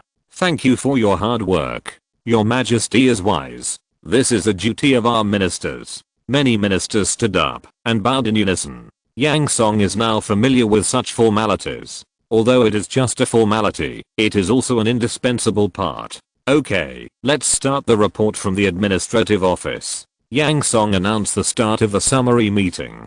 Zhang Yu stood up and bowed to Yang Song and the ministers, then sat down and reported, as of yesterday, the country has a population of more than 800,000, with an increase of nearly 400,000, including more than 50,000 newborns. Thanks to your Majesty's policy of encouraging childbirth. Yang Song smiled and raised his hand to signal. Very good, continue. Yes, Your Majesty, the first phase of the construction of the 4 counties in the Linhai Basin has been completed. Nearly 1,000 square kilometers of farmland have been renovated, and more than 100,000 people live there. Zhang Yu was reporting on the construction of the 4 counties. Linhai Town, near Shanhaiguan in the north of the Linhai Basin, has also been completed, and the waterway is in normal use. Linhai Town has more than 30,000 people living there, and so many people are still due to the opening of the waterway. In addition, there are already 10 transport ships under the name of the shipping company. This report was about the information related to the waterway. The trading point in the valley outside Shanhaiguan has also been established, because the plague outside the pass has dissipated. It is expected to cover an area of 10 square kilometers. Now, the city wall, central square, and a 1-kilometer long commercial street have been built. Please name this city. After Zhang Yu reported the establishment of the trading point, he bowed and asked Yang Song to name it. Yang Song hummed, and after a moment of silence, he said, "This city is the window of our country to the outside world at this stage, and it is also a platform to show the country of Xia to the outside world. Our country has always taken it as its responsibility to educate the barbarians, so let's name it Gihua City. Your Majesty is wise." From Yang Song's words, it can be seen that his ambition is not small at all. This is the rhythm of educating all living beings. This is standing on the commanding heights of ethics and morality in advance. Zhang Yu then reported, the plague outside the pass has basically dissipated due to the hard work of Dr. Li. The remaining places are also under the control of the local lords. In addition, the cessation of the assassination activities has made the dignitaries of these territories grateful. This is also the reason why Gihua City was established quickly. Yang Song also knew about this. 3 months ago, after the city wall of Shanhaiguan was renovated, the idle construction team agreed to the construction of Gihua City under the joint application of Zhang Yu and Li Ji. Until now, only the part of the construction mentioned by Zhang Yu has been completed. The rest will continue to be built after Gihua City operates well. It is worth mentioning that none of the residents of Gihua City are ordinary people. They are all intelligence personnel, troops defending the city, and trained businessmen. In the future, Zhao will basically not add new personnel to this city. According to Yang Song and his plan, this place is equivalent to a neutral city under the control of Zhao. As long as the order in the city is followed, Zhao will not care who comes and what their identity is. If we use the game Yang Song had played before to explain, this is the player's main city, and the people stationed by Zhao State are NPCs, who are only responsible for the most basic functional buildings and city maintenance. Okay, the order of Gihua City is the top priority. If there are not enough people, you can hire natives to help. Yang Song listed a line for Zun Yu, and also opened a loophole. Yes, I obey your command. After Zun Yu bowed his hands to accept the order, he continued, a caravan has now entered Gihua City, and the stockpiling of goods has also been in place, just waiting for the day of opening. Yang Song nodded, turned to look at Chang Sheng, and asked, Ji Sheng, how are the preparations for the mission going? Your Majesty, I'm ready, and can go out on a mission at any time. Chang Sheng bowed his hands and replied respectfully. Chang Sheng is the director of the administrative department, the director of the etiquette bureau, and the main person in charge of diplomacy. Since the caravan was trapped, Zhao State has never conducted any diplomatic activities. This mission is the first in several years. The mission of Chang Sheng's mission this time was a bit heavy. In addition to establishing normal diplomatic relations with foreign countries, his other mission was to advertise the newly built Gihua City. If the publicity was not done well, who would know that there would be a mall in that unknown place, and who would come here to trade? Okay, let's leave immediately during the New Year holiday. Yang Song was still very humane. He did not let his subjects go on a business trip during the New Year. Anyway, as long as they were prepared, it would not be a big deal to delay for more than 10 or 20 days.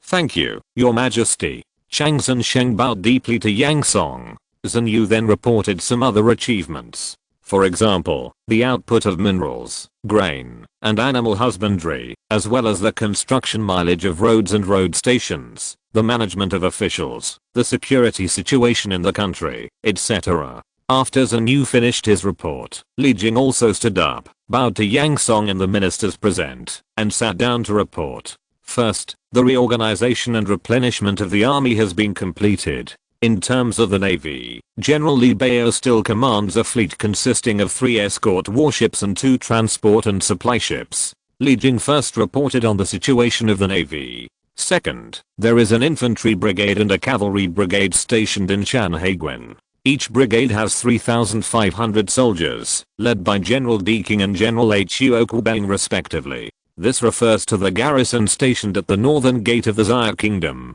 In this major reorganization of the entire army, Yang Song's Imperial Guard and the Jinaiwi were formed, and a large number of heavy infantry and heavy cavalry were drawn, so the heavy battalion of the infantry brigade has become a slightly changed regular battalion, and the overall combat effectiveness has declined. Moreover, the original regular infantry brigade has become no longer regular due to the insufficient productivity of the Xia Kingdom, and it cannot be formed on a large scale. Even for various reasons, the most elite army of the Xia Kingdom is still the infantry brigade led by Deking and Lu Su. The cavalry brigade is the latest army to be formed. It is led by Major General Hu Okubang and Colonel Liu Qi serves as a staff officer.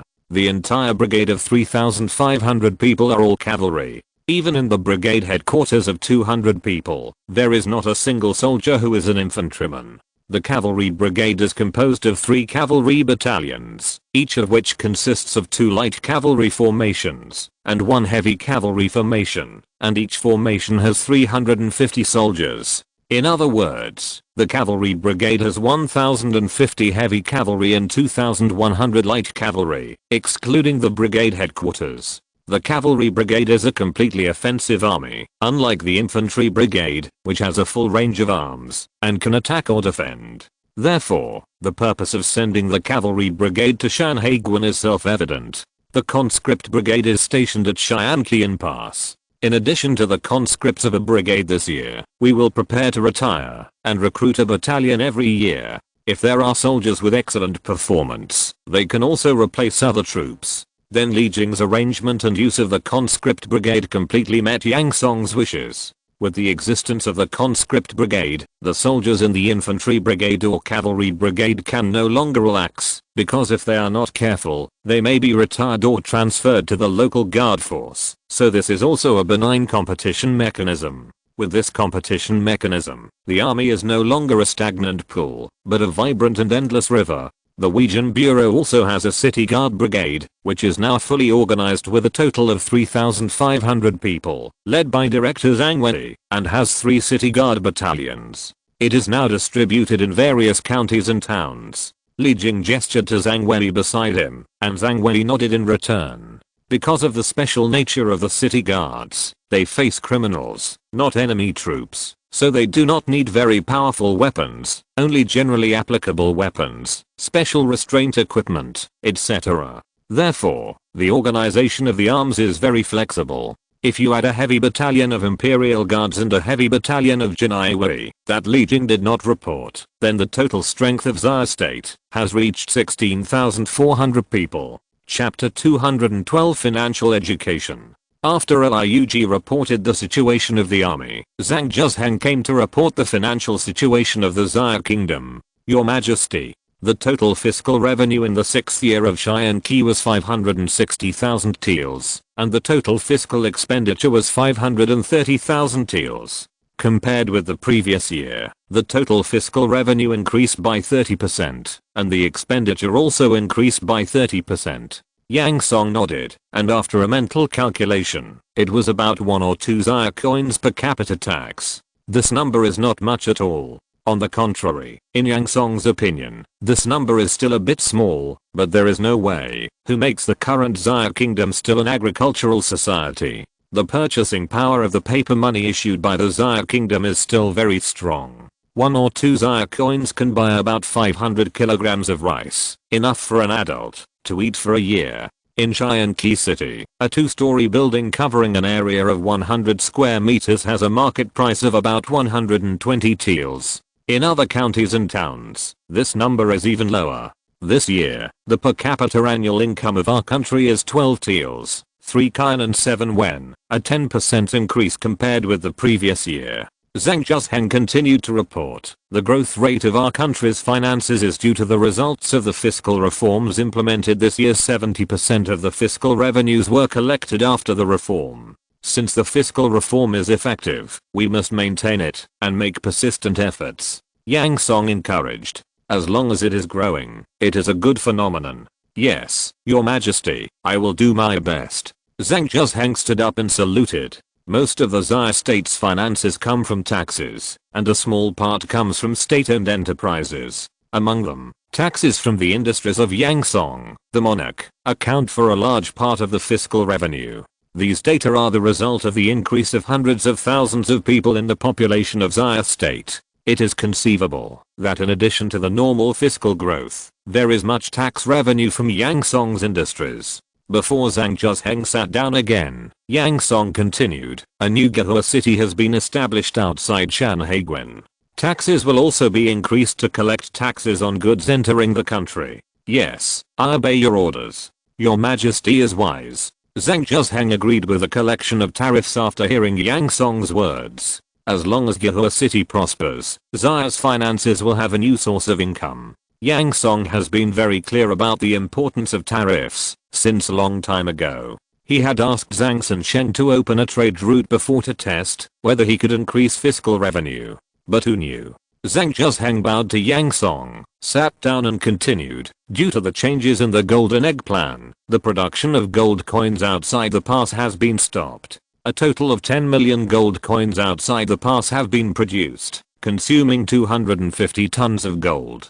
The number of gold coins was agreed by Yang Song, and paper money of the same value was also reserved for trade outside the pass. Now these gold coins and paper money are all useless. Only after the opening of trade, when the forces outside the pass trade and exchange valuable materials, these gold coins and paper money will really have value. In simple terms, the current gold coins are just a pile of metals in the warehouse. Once trade is opened, the gold coins will be exchanged for food and minerals, and these gold coins will be real money. Not only that, Zaya State also prepared Zaya State paper money of equal value. As long as they pass the credit test of the merchants in the early stage, the roll of these paper money is far more valuable than these gold. Very good. The trade in Gihua City is about to begin, which is the focus of future work. Yang Song pointed out. Yes, Your Majesty. Zhang Zhuzheng then reported various details of the finances, such as the 5 newly built towns in the Linhai Basin, how much money was spent in total, how much was spent in each place, and so on. Then came the summary of the office of the academy, and Yang Lilei reported, in terms of education, the Taiksu Academy mainly focuses on the construction of schools in the 5 towns of the Linhai Basin. According to the goal, that one county must have a high school, one primary school in one town, and one primary and elementary school in one village, the construction has been completed, and students will be enrolled next year. Yang Song attached great importance to the issue of education. The original university was downgraded to a high school because of insufficient teachers and insufficient knowledge of the students enrolled. But after obtaining 5,000 talents, most of the 1,500 teachers in it were still teachers of universities and high schools, but they added a lot of help to the education construction of Zaya State, so the university was also rebuilt, located at the north slope of Shianqi City. The original school setting was one primary school in one county, one primary school in one town, and one elementary school in one village, but Yang Song found that such a setting was still not conducive to the development of Zaya State's education, so after discussing with ZHUZ, LIUG and others, he raised it to a higher level. In this way, Shianqi City just had a university, the county level also had a high school, the town level had a primary school, and the village level had a primary school and a primary school. The entire education system was initially established and improved. The only remaining professional schools of various levels are still under construction, and the military academy is also under planning, and it is expected to be completed by the end of next year. The expenses for education are all paid by Yang Song's private finances, but this aspect of financial expenditure almost cost Yang Song his life. In particular, the upgrade of the education system not only invested all this year's income, but also all the wealth accumulated in previous years. In the end, if it were not for the financial support of the Ministry of Finance, he, the monarch, might not have had food to eat, although he also had a salary of up to 10 taels of summer currency per month. Although it was costly, the result was gratifying. Except for a few schools that have not been completed, all other schools in the country can enroll students after the beginning of the year. As for the tuition fees of students, the system of compulsory free education was implemented at the beginning. Only 1/3 of the tuition fees were paid for primary school, and only half were paid for junior high school. Only high school and university students had to pay all the fees. This is a huge expense. If it is not decided that the tuition fees will be borne by the state finances, with Yang Song's private property and the current scale of Zaya State, it would not be enough, even if he sold his meat by pound. This is also one of the reasons for the increase in fiscal expenditures year by year. The Institute of Science and Technology is still improving the steam engine. Yang Li then reported on science and technology. Since Shen Kuo made that crude and unusable steam engine, the Institute of Science and Technology has been improving it, but there has been no result so far. The biggest achievement of the Imperial Hospital this year is that it has solved the plague problem outside the Great Wall with the Joint Intelligence Bureau. Yang Li said this, and he felt very proud of it. This is a good deed to save people.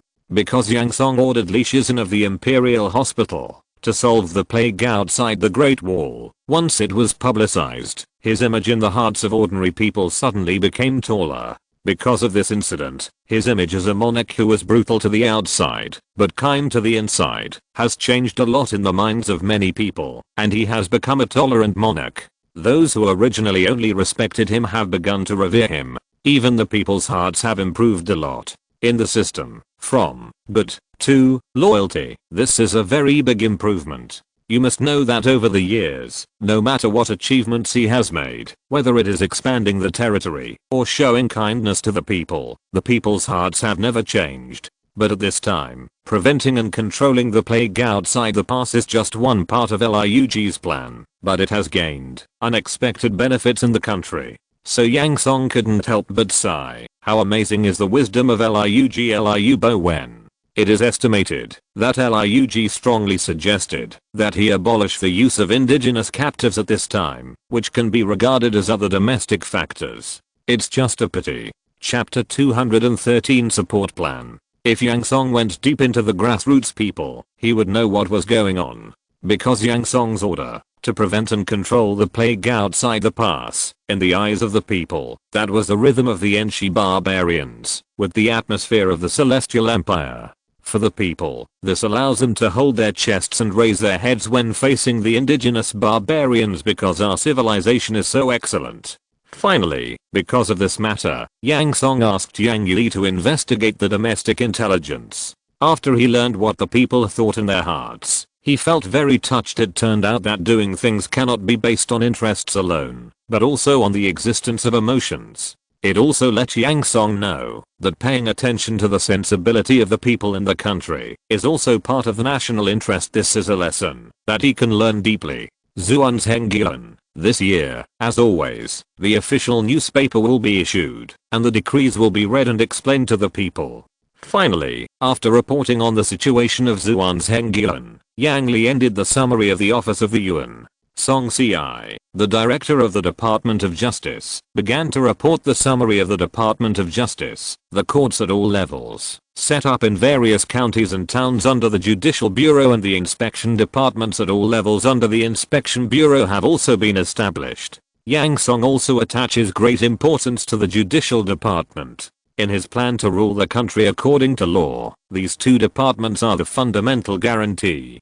Song Ci then reported, at the beginning of this year, our Department of Justice, under the recommendation of the monarch, supplemented a large number of legal talents to serve as lawyers and judges.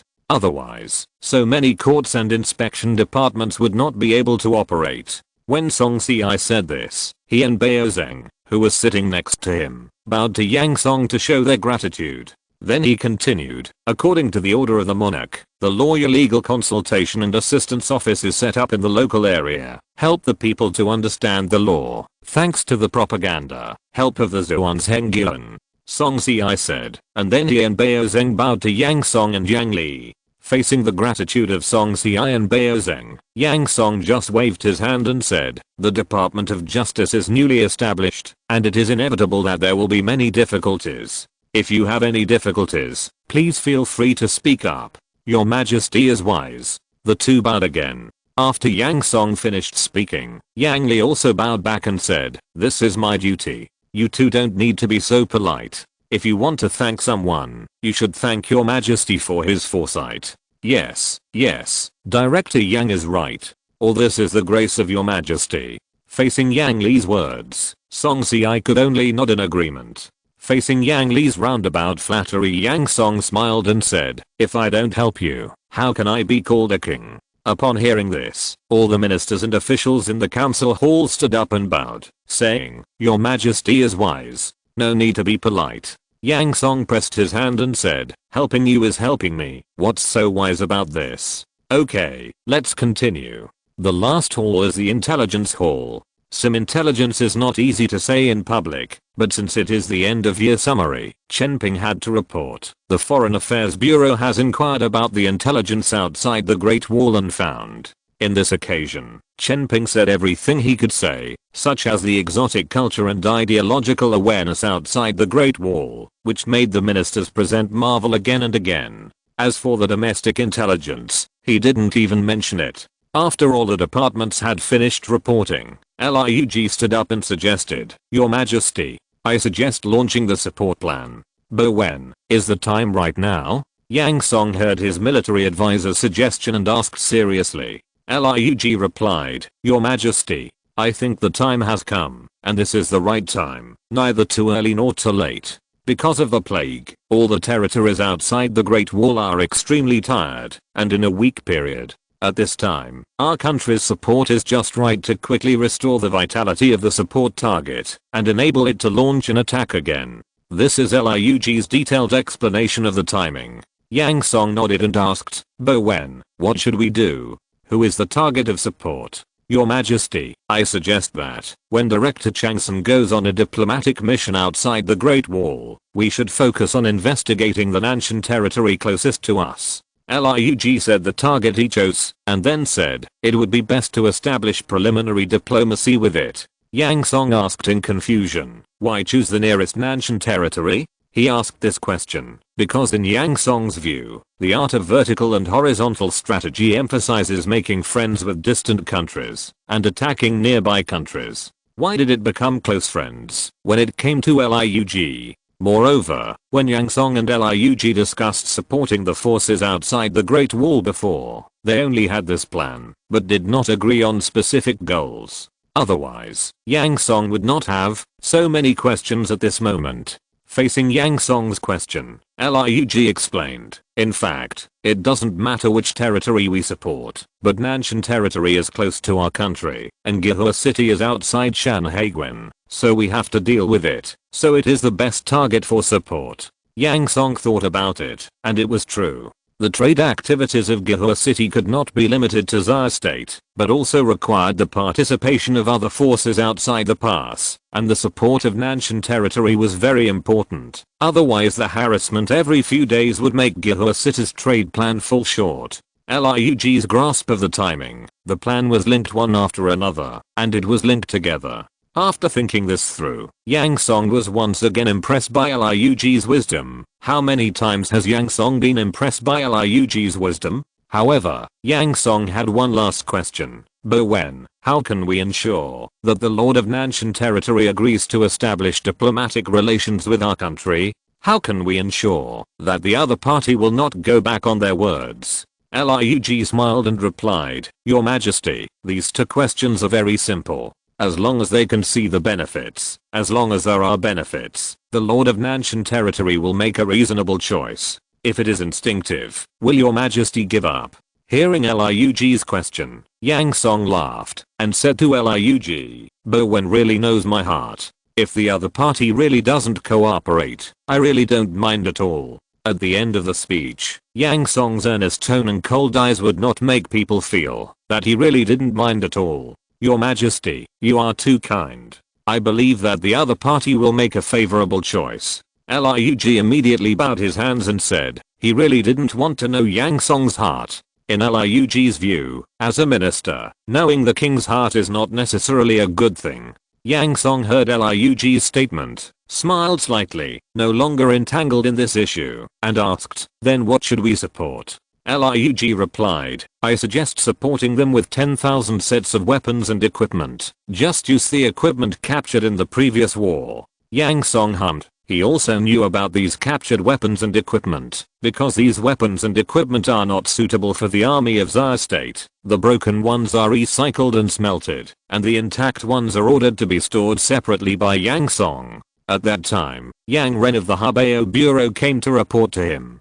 He heard that more than 30,000 sets of relatively intact weapons and equipment were seized, and he was about to order them to be recycled together, but he suddenly had an idea and thought that these things might be useful in the future, so he ordered Yang Ren to store them separately. Now these captured weapons and equipment have been transferred to the name of the military department with the establishment of the military department. Lurk learned about the existence of this batch of weapons and equipment from Li Jing. I didn't expect that these captured weapons and equipment would be useful one day. It was really fortunate that he had a little more mind at that time. Are 10,000 sets enough? Yang Song thought about the number of more than 30,000 sets and felt like selling them all immediately. Chapter 214, Diplomatic Mission Abroad. Your Majesty, it is enough. Lurk replied and explained, this is military aid, and the other is economic aid. Speaking of economic aid, Lurk extended his hand to Zhang Zhuzheng, and then said, this is also thanks to Director Zhang's suggestion. Zhang Zhuzheng stood up and saluted Yang Song, and then bowed to Lurk and said, it is still the strategy of military advisor Lurk that is good. Lurk looked at Yang Song with a look of you go on, so he had to explain, after discussing with Director Zhang, I decided to change the way of economic aid. From the original direct gift of gold coins to loans. Loan? Yang Song asked in confusion. He had not heard the two talk about this. Yes, aid loan. Lurk nodded and said, I suggest a limited loan of 10,000 gold coins for the first phase of Nanshan territory. Hearing the word limited, Yang Song suddenly realized. He immediately knew what the two meant, and also knew what the two were planning. Lurk continued to explain, these 10,000 gold coins will not be directly distributed to the other party, but only nominally owned, and can only be used to purchase goods from the country. In this way, once the other party becomes hostile to the country, these benefits will also be lost. After listening to Lurk's explanation, Yang Song felt that it was roughly the same as what he expected, except that he did not expect that these gold coins would not be directly distributed to the other party. But this is better. The other party only owns a huge amount of 10,000 gold coins in name, which makes it less afraid that the other party will take the money and not admit it. You can even tell the other party directly that if the first phase of economic loan assistance is successfully completed, then there will be a second phase of economic loans that can be followed at any time. After the other party tastes its sweetness, it will definitely not default on the debt unless another force can offer more favorable conditions than the country. Lurk's explanation continued, and the materials of 10,000 gold coins are not something that everyone can provide, so even if the other party wants to default on the debt, they dare not. Yang Song knew that Lurk had not said one thing, or had already said it. That is, the other party has obtained this batch of weapons and equipment, and the materials of 10,000 gold coins, and has become stronger, at least stronger than other surrounding territories. At this time, Zhao gave a timely push and revealed the system of county system. Then, as long as this lord has a little wisdom, he will take this opportunity to launch a foreign war. With war, there will be gains. With gains, Zhao will tell the other party in a timely manner that the spoils can be used to offset the debt. Then, in order to repay the debt and want more assistance, the lord of the other party will inevitably expand the war. At that time, seeing that Nanshan territory is getting stronger step by step, some territories that are still waiting and watching will inevitably start a war. The war in the north has begun. Thinking of this, Yang Song decisively ordered, Chang Sunsheng, I order you to complete the military advisor's strategy on this mission. Yes, I obey. Chang Sunsheng was also listening, and he also knew the importance of this strategy. My lord, I have captured a large group of people in the territory. They are Zhao people. According to the leader, they are envoys who came to visit the lord. Parlant reported to Parker in a room on the second floor of the castle. Lord Parlant, the knight commander, was leading his 2,500 axe warriors to patrol the territory half a day ago, especially in the direction of Shanhaiguan, to prevent the mysterious Zhao territory. In fact, these 2,500 axe warriors are no longer the original soldiers. Because they were at the forefront of the plague, most of them died, and only more than 100 people with good physical fitness were left, and this was all due to the prevention and control methods. The current 2,500 axe warriors were reorganized, and Parlant leading these soldiers to patrol the territory was actually a kind of training. In Parlant's impression, this territory dared to violate the Continental Convention and occupied 7 territories, and then did not want those civilians and drove them to their side, which made him work hard for more than half a year. If the other party had not stopped the despicable assassination during the plague and sent people to spread the methods of preventing and treating the plague, and those unheard of methods were actually effective. What kind of methods are those? Isolating the sick people, burning the bodies with fire, drinking boiled water, eating cooked food, drinking some bitter and unpalatable potions. If there were not more than 100 soldiers under his command who were saved by this method, he would have chopped the other party's group half a day ago. It is precisely because of these actions of the other party that he now has a very complicated mentality when facing these Zhao people, with hatred and gratitude, curiosity, and confusion. Oh. People from the Zhao territory? Envoys. How many people are there? Parker asked in confusion. My lord, yes, it is the envoys from the Zhao territory that occupied the Hatanteohe fortress in the south, who came to pay homage to the lord. There are only 15 people in the envoy group. Parlant answered Parker's questions one by one. After getting a positive answer from Parlant, He continued, "You are here to pay a visit to this lord, so this lord will meet you." "Yes, lord." After receiving the order, Parland was about to leave when he heard Parker lead the envoys of Zyre to the castle hall, and this lord will meet them there. "Yes." Parland left, and Parker was puzzled by this mysterious and bold new neighbor, wondering why he came to pay a visit to him. It seemed that he and this neighbor only had hostility, and there was nothing to discuss. Could it be that he came to surrender? As soon as this thought came out, he shook his head and rejected it. If he wanted to surrender, why wait until now? Parker thought about it for a long time and couldn't figure it out, so he stopped thinking about it and just waited for the next meeting. Then he would know. The envoy of Zyre, Chang Sun-sheng, pays homage to the Lord of Nanshan Territory, His Excellency Viscount Lanny Parker. The greeting gift.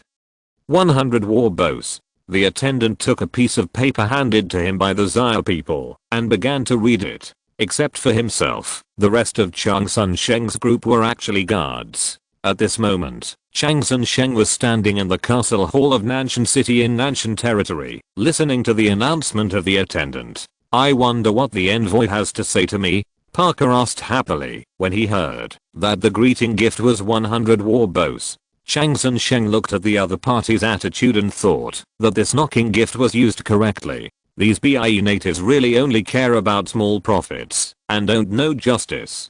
Chang Sun-sheng bowed and replied, "This envoy is entrusted by the monarch of my country to make friends with the neighboring country, to extinguish the war and open up trade routes. If the Viscount makes friends with my country will present 10,000 sets of weapons and armor." Parker didn't understand the first half of what Chang Sun-sheng said. He had never heard of monarch of my country and making friends with neighbors. But he understood the second half of the sentence, that is, as long as he, Parker, did not attack the Zyre kingdom in the future and did business with each other, then the so-called Zyre kingdom would give him 10,000 sets of weapons and armor. Parker didn't even think about such a good offer and was about to agree to it, but he heard his knight commander, Parland, say to him, "Your lord, the Zyre country has violated the Continental Pact. Aren't you afraid that other territories will attack us together?" When Parker heard this, his heart sank, and he felt as if his 10,000 sets of weapons and armor had just flown away. Chapter 215 Diplomatic Persuasion. I wondered how this Zyre kingdom leader could be so bold and violate the Continental Convention. If not, then these 10,000 sets of weapons and equipment would be his. But Parker didn't think about it. If Zyre kingdom hadn't occupied the Linhai Basin, he would have no chance to become a neighbor of Zyre kingdom, let alone make friends with him. "Don't worry about this, Viscount," Chang Sun-sheng asked in Parker's puzzled and expectant eyes. "Excuse me, Viscount, does your territory have any plans to attack my country now?" Parker shook his head and said, "No, there was a plague in my Nanshan territory, and civilians and soldiers were killed and injured heavily, but there is no power to start a war." It's not Parker's fault for telling the truth in front of Chang Sun-sheng, but such a thing is obvious. For example, Nanshan territory had a population of more than 300,000 to nearly 400,000 before the plague, but now, according to the latest data given to him by the civil official, there are only more than 200,000 left. How can he send troops to attack? Isn't this courting death? After hearing Parker's honest words, Chang Sun-sheng looked confident and smiled at Parker and asked, "Then is it the same for other territories?" Parker nodded gently, thinking that this was true. If his Nanshan territory was not doing well, the other surrounding territories would definitely not be doing well either. Thinking of this, he felt that even the coalition forces could not be united, and his heart was moved by the 10,000 sets of weapons and equipment. After hearing Chang Sun-sheng's words, Parland still stubbornly replied, "Even if we can't do it now, we will definitely form a coalition force in the future. Your Excellency, Lord Knight Commander, right?" Chang Sun-sheng confirmed with certainty. "I wonder how long it will take in the future? 1 year? Or 10 years? This?"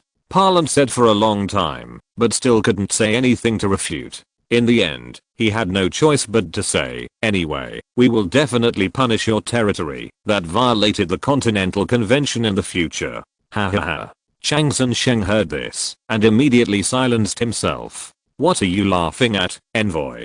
Parker asked hurriedly when he saw that his knight commander had put his hands on the weapons amid the other party's laughter. Parker didn't want to see his 10,000 sets of weapons and equipment go to waste. Chang Sheng replied, "This envoy laughs at the fact that you are still abiding by that continental convention until now. It's really ridiculous." After hearing what Chang Sheng said, not only Parlant, but even Parker wanted to kill him. Without waiting for Parker's order, Chang Sheng immediately continued, "Your Excellency the Viscount, Your Excellency the Lord Knight Commander, have you ever seen that our country abides by that convention? Our country has not abided by the convention, and it is still fine." Without waiting for Parker to speak, Parlant immediately said, "That's because there is a plague. It is only a matter of time before we send troops to attack you." Parker thought differently from his knight commander. He was a lord, and he thought about things from a completely different perspective. Parker asked, "Why aren't you afraid of violating the Continental Convention?" Chang Sheng secretly said, "Here we go." On the surface, he held his chest with a confident smile and answered in a sonorous and powerful voice, "Because our country has the strength. Even if you form a million-strong army 10 years later, our country is not afraid, because by then, our country will also have a million-strong army." Chang Sheng explained to Parker, "Even now, if you form an army of 100,000, our country can easily defeat it." After hearing Chang Sheng's description of the powerful military strength of the Xia Kingdom, Parker was shocked and speechless for a moment. However, Parlant rebuked with a face full of doubt, "You are lying. How can you have so many troops? At most, our Nanshan territory only has 50,000 elite troops. Your Excellency, you don't know that this envoy is not exaggerating at all. If you don't believe it, you can send troops to fight." Chang Sheng had an expression on his face that said, come on, as if to say that anyone who dares not to come is incompetent. In response to Chang Sheng's provocation, Parlant did not dare to agree immediately. He knew that the current territory was short of people and food, so how could he start a war that he knew he would lose? Seeing that Parlant was silent, Chang Sheng continued with satisfaction, "Your Excellency, the monarch of our country is kind and generous, and does not want to use the sword. Therefore, he sent me to make friends, and sent 10,000 sets of weapons and equipment that our country does not need." Parker did not pay attention to the weapons and armor that he had just thought about, but asked, "Your Excellency the envoy, how did your territory become stronger so quickly?" "My lord's Nanshan territory has been like this for a long time." As he said that, Parker stared at Chang Sheng with expectant eyes, hoping to get the secret to make the territory stronger. Seeing that the fish had taken the bait, Chang Sheng replied calmly, 3 years ago, our country only had 100,000 civilians and a few thousand soldiers, but now we have 1 million civilians and 100,000 available soldiers. Your Excellency, do you know how this was done? How was it done?" Parker heard the secret that he wanted to know the most, and his body unconsciously leaned forward, like a young bird waiting to be fed. Chang Sheng put away his smile and said seriously, "It depends on war. As long as we defeat the opponent and annex the opponent's land and people, we can quickly grow stronger." These words were completely used by Chang Sheng to deceive people. He said these tempting words just to plant a seed in Parker's heart. War annexation? Is this the confidence of you, Xia Guoling, to violate the Continental Convention? But aren't you afraid that you can't win? What if you lose? Parker asked hurriedly. Can't win? No, Your Excellency, this is impossible. As long as our country is stronger than others, how can we be afraid? How can we lose? Chang Sheng shook his head again and again, and continued to guide the other party. Parker nodded when he heard this, as if he had made a decision in his heart, and asked, "This lord agrees to make friends with your territory. I wonder when the 10,000 sets of weapons and equipment will be delivered?" Ha ha ha. Seeing that Parker agreed to the proposal of making friends with the Xia Kingdom, Chang Sheng said happily, "The 10,000 sets of weapons and equipment have been prepared long ago, in Gihua City, 10 kilometers outside Shanhaiguan." Shanhaiguan? Gihua City? Parker was full of confusion. Shanhaiguan is the fortress in the mountains south of your territory. Gihua City is a commercial city established by our country outside the pass, specializing in selling our country's goods and also purchasing goods that our country's merchants outside the pass are interested in. Welcome to visit, Your Excellency the Viscount and Your Excellency the Lord. Chang Sheng introduced and advertised. Seeing Chang Sheng's face that suddenly became mercenary, Parlant snorted, turned his head and ignored him. Parker asked with great concern, are those 10,000 sets of weapons and equipment in that Gihua commercial city? Do you need me to send someone to get them? Yes, in addition to the 10,000 sets of weapons and equipment, our country will also provide a limited loan of 10,000 gold coins, if Your Excellency the Viscount needs it. Chang Sheng dropped another depth bomb. Chapter 216 The Lord's Visit. What? 10,000 gold coins? Sure enough, Parker was very surprised when he heard this number. Even Parlant, who was leaning his head, couldn't help but turn his head and stare at Chang Sheng with wide eyes. Parker thought about it for a while and felt that it was not right. How could so much money be given to him for free? He seemed to remember what Chang Sheng said about a limited loan. He knew about loans, but what was limited? So he asked this question. Chang Sheng replied, the limited loan provided by our country has no interest, but there are conditions. That is, the 10,000 gold coins will not be sent directly to Your Excellency the Viscount, but will be kept in Gihua City and can be used to purchase domestic products. After listening to Chang Sheng's explanation, Parker immediately lost interest and waved his hand lazily, saying, Your Excellency the Envoy, there is no need for a loan. The 10,000 sets of weapons and armor under my command are enough. Chang Sheng saw that Parker was not interested and did not pester him. He then said, okay, Your Excellency the Viscount, when do you think you will go to Gihua City to transport those weapons and equipment? Do I need to go there in person? Parker asked vigilantly. Yes, after all, so many weapons and equipment require the Viscount to witness them in person. Chang Sheng confirmed Parker's question.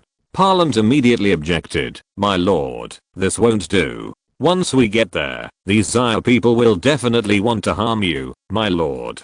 Originally, as Lord Parker, Parlant was not worried about the other party's tricks, but who can blame Xia for never playing by the rules? My lord Viscount. Chang Sheng shouted, if our country wanted to harm you, we wouldn't send people to help prevent and control the plague. That's because you Xia are afraid that the plague will spread to your territory. Parlant pointed out the core of Xia's going out to help prevent and control the plague. But Chang Sheng is a diplomat of Xia. How could he tell the other party the facts? Your Excellency is wrong. Chang Sheng argued, as long as our country strictly guards the pass and prohibits any outsiders from entering our country, how can there be a plague in our country? Does Your Excellency, as the Knight Commander of the Viscount, feel that you cannot serve as a guard to protect the Viscount? Chang Sheng was explaining the truth and using provocation against him. Although Parlant was a Knight Commander, he was not a brainless person and was not easily fooled.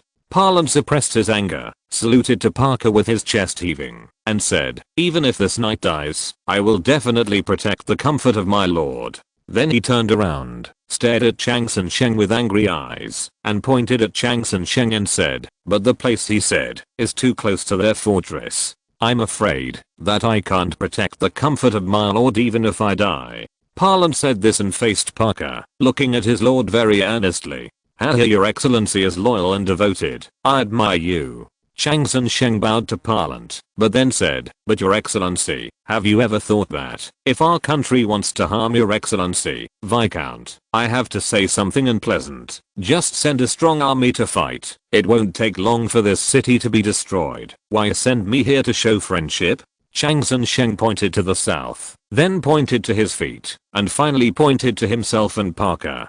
Parker also knew that the Xia army's combat power was also able to capture his castle because he had obtained intelligence about the Xia army from refugees before and knew that what Chang Sheng said was true. Otherwise, Parker would not have agreed to the alliance before because he knew that there was a powerful and unruly neighbor around him that made him unable to sleep and eat for a long time, fearing that the other party would attack him when he fell asleep. Parker didn't know that Chang Sheng was quibbling. How could he know the decision of the upper echelons of Xia State? He could only judge based on what Chang Sheng said. Okay, this lord agrees to go with you. Parker figured it out, and after judging that what Chang Sun Sheng said about Zaya State and him being on good terms was true, he agreed to go to Gihua City. But then Parker ordered Parlant, "Knight Captain, this lord orders you to lead 10,000 troops, to go with this lord, to get those weapons and equipment. Your Excellency the envoy will not object to this order of this lord, will he?" Although Parker decided to go to Gihua City, because of the 10,000 sets of weapons and equipment, he was not a fool. He would go alone, just because others said so. So Parker gave this order, and Parker's attitude showed that as long as Chang Sun Sheng objected, he would not go no matter what. Chang Sun Sheng was even more so. How could he not know what Parker meant? So he laughed and replied, "What are you talking about, Viscount? Isn't this the way it should be? You are welcome to lead your elite soldiers to Gihua City.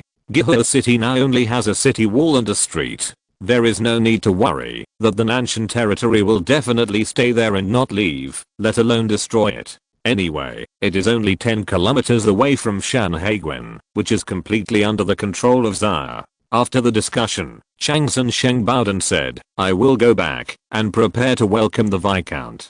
After that, Chang Sun Sheng waited for Parker to nod and led the guards back to Gihua City. As for Shanhaiguan, outsiders can't take a step further at this stage. Shanhaiguan of Zaya is only more than 150 kilometers away from Nanshan city of Nanshan territory. Because Chang Sun Sheng and his group all rode on horseback, they returned to Gihua City in less than 2 days. As soon as Chang Sun Sheng came back, he made some arrangements for this. In fact, there was nothing to arrange. Everything that could be seen outside had been reviewed by Chen Ping and Yang Song. It was already 10 days later when Parker led an army of 10,000 to this place. After a welcoming ceremony, Parker saw that Chang Sun Sheng had no intention of harming him, so he asked Poland to enter the city with 100 elite guards. But Poland was full of doubts. He didn't remember that there was such a city in this dangerous valley. Before he could figure it out, his lord asked him to enter the city with guards. After entering the city wall with completely different architectural styles, he found that there was only one street inside, which made Poland feel reasonable. "Haha, Your Excellency, Viscount, welcome to your arrival again." Chang Sun Sheng led the way with a smile on his face. "Come, please come this way. The supplies prepared for you are in the warehouse over there." "Your Excellency, Envoy, is this the trade city you mentioned?" Parker looked at the buildings on both sides of the street, which were completely in the architectural style of another world. He couldn't help but ask curiously, "What goods are there here?" Parker had only heard of rumors that the goods of this Zaya country were very gorgeous, and they were blown like the goods of gods. Now he came to see them. Seeing that Parker was so knowledgeable, Chang Sun Sheng immediately introduced with a smile, "All the goods here are from our country, from weapons and equipment to general food. You can buy them all here. But Your Excellency the Viscount has also seen that this place is still under construction and there are not many merchants. So we have to wait for a while before it will be fully open. And Your Excellency the Viscount is the first guest of this city." "Ah, really?" Parker was very happy to hear that he was the first guest of this city. He immediately became more interested in this city. He turned around and looked around and said, "What does this store sell? What's written on that flag?" Suddenly, Parker saw a vertical banner hanging outside the door of a 3-story store next door, with a big word "wine" written on it. He pointed at it and asked Chang Sun Sheng, "Your Excellency, Viscount, this is the word wine. This is a shop selling wine." Chang Sun Sheng explained, and when he saw the door was open, he continued, "If Your Excellency is interested, after the weapons and equipment are handed over, how about I take you to have a good look at this city?" "Okay, I'm looking forward to it. Now go and take a look at my 10,000 sets of weapons and equipment." From Parker's tone, it seemed as if those weapons and equipment were now his. If you're listening to this novel on a channel other than Fanfic World, it means they downloaded and uploaded it without effort.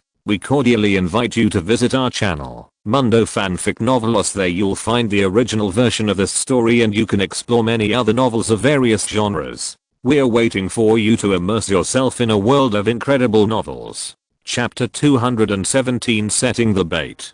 Arriving at the storage area in a corner of the city, Chang Sun Sheng led Parker to open one of the warehouses. Squeak.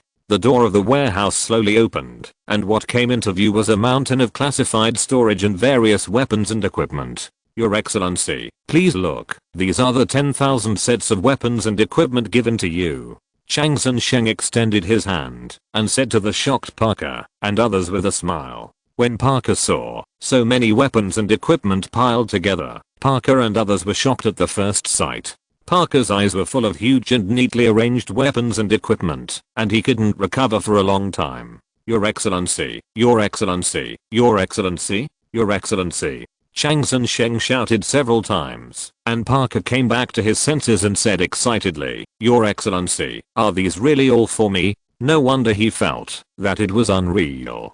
10,000 sets was just a number, but after seeing it with his own eyes, he had a concrete concept. Chang Sheng chuckled and nodded. Yes, there are 10,000 sets of weapons and equipment in this warehouse, all of which are sent by our country to His Excellency the Viscount. Are you satisfied? Satisfied. Satisfied. Of course satisfied. Parker nodded repeatedly and said 3 times that he was satisfied. Even Parlant, who came with Parker, nodded quickly and was very satisfied. Looking at his expression, he was also very excited. How could Parlant not be excited? Although these weapons and equipment were given to Parker, the Lord, he was the Knight Commander of Nanshan Territory, responsible for the army of the entire territory. In other words, there was no difference between giving these weapons and equipment to the Lord and giving them to him. At this time, Parlant really believed that this Zhao leader really wanted to make friends with Nanshan Territory. Chang Sheng looked at the excited expressions of the two people, and his mouth curled up, and then said, these weapons and equipment are all spoils of war. When our country captured the Linhai Basin a year ago, these are 10,000 sets. Chang Sheng was telling Parker that the Zhao Kingdom did not care about these captured weapons and equipment. It was also telling Parker and others from another perspective that the Zhao Kingdom was powerful. Oh, Your Excellency, the envoy means that your Zhao Kingdom still has such weapons and equipment? Parlant heard another meaning in Chang Sheng's words. Chang Sheng stroked his beard and replied with pride, Your Excellency, the Lord guessed right. Our country still has more than 20,000 sets of such weapons and equipment. Another 20,000 sets? Parker and Parlant exclaimed at the same time. Hearing this number, both of them were surprised and couldn't close their mouths. Now they can be said to have experienced the strength of Zhao Kingdom. Chang Sheng nodded and asked in confirmation, yes, I wonder if the Viscount and the Lord are interested in these equipment? Yes, yes. The two nodded repeatedly when they heard Chang Sheng's question. Haha, it's good that you are interested. This envoy is still thinking about how to complete the mission of the Lord. Since you two are interested, this envoy can make the decision and sell them to the Viscount together. When Chang Sheng said this, it seemed as if he had solved a huge problem. Sell? Parker asked doubtfully, aren't they giving them away? When Chang Sheng heard Parker's question, he didn't know what to say to him and could only sigh that he was greedy. Haha, Your Excellency, the Viscount really loves to joke. Chang Sheng laughed and said, I didn't give them away. I only gave you these 10,000 sets. If you are interested in the remaining 20,000 sets, you can come and buy them. The price seems to be negotiable.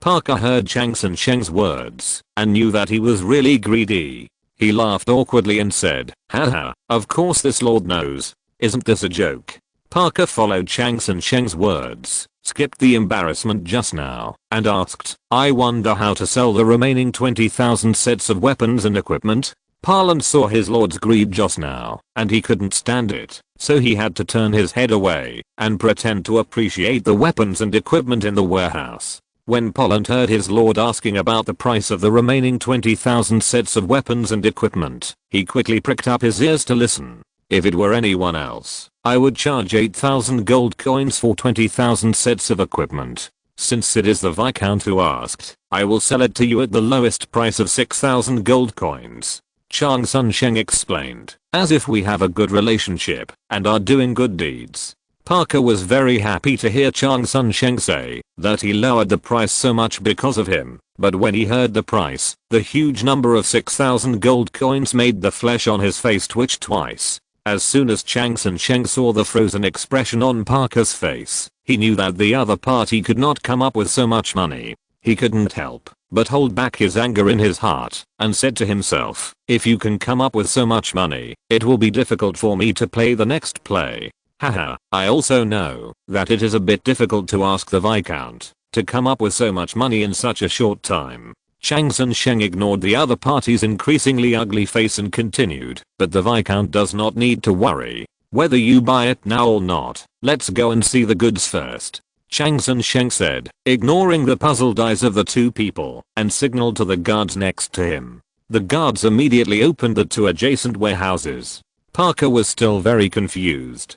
Since he knew that he couldn't afford it, he still wanted to see the goods. He couldn't figure out what Chang Sun Sheng was thinking.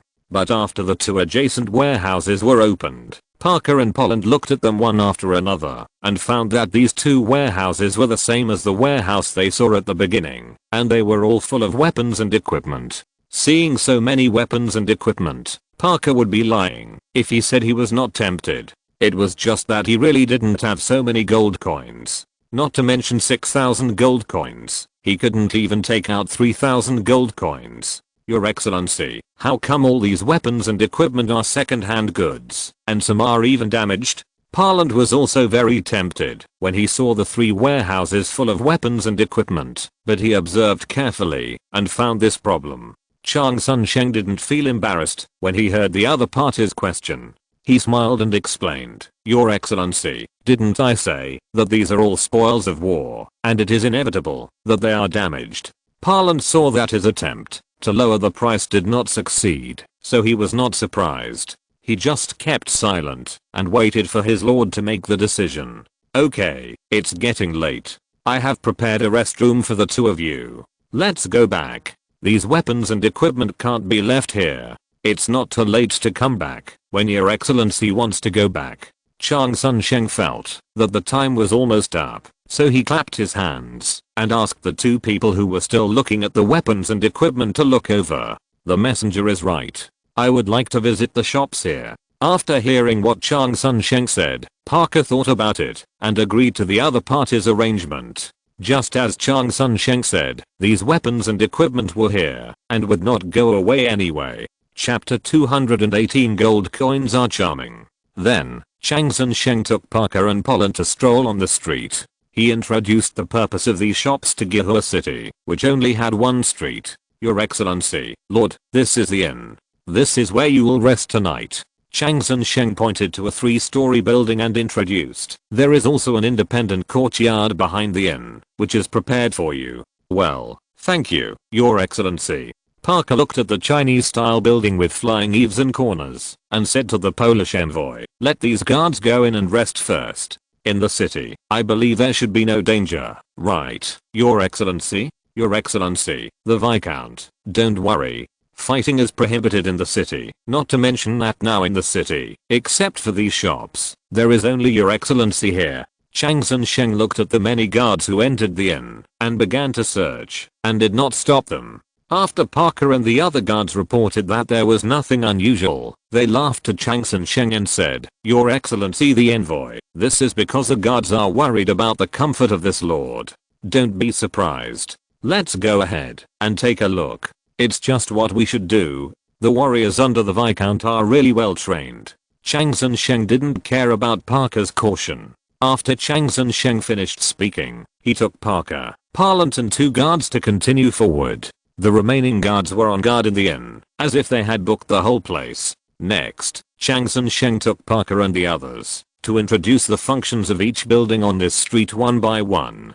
Taverns, inns, cloth shops, ready-made clothing stores, grain and oil stores, jewelry stores, grocery stores, refined salt stores, ceramics stores, wood stores. The shops on the street can be said to have everything, but there is no ironware store, nor any tool selling shop. These shops that have never been heard of made Parker and Polland dazzled. Sir, the shop in front is a bank in our country. It can provide deposit, withdrawal, and currency exchange services for customers, and also provide loans for merchants with good credit. Chang Sheng took Parker and others from the beginning to the end of the street, pointing to a shop against the city wall and introducing it. Oh. What is deposit, withdrawal, and currency exchange? Parker only knew about loans, deposit, withdrawal, and currency exchange services, and this was the first time he heard of it. Chang Sheng gave him a rough explanation. Deposit and withdrawal is to provide safekeeping services for merchants who carry a lot of money. Exchange is to exchange gold coins with the country's currency, because other currencies and securities are not recognized in Gihua City.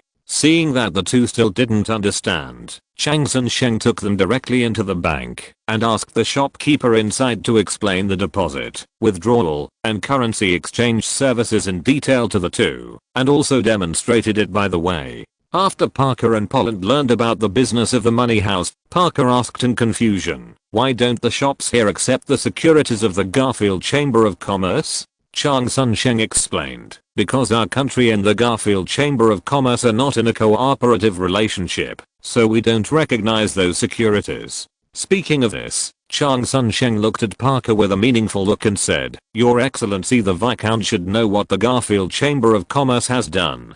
How could our country recognize their securities, don't you think, Viscount?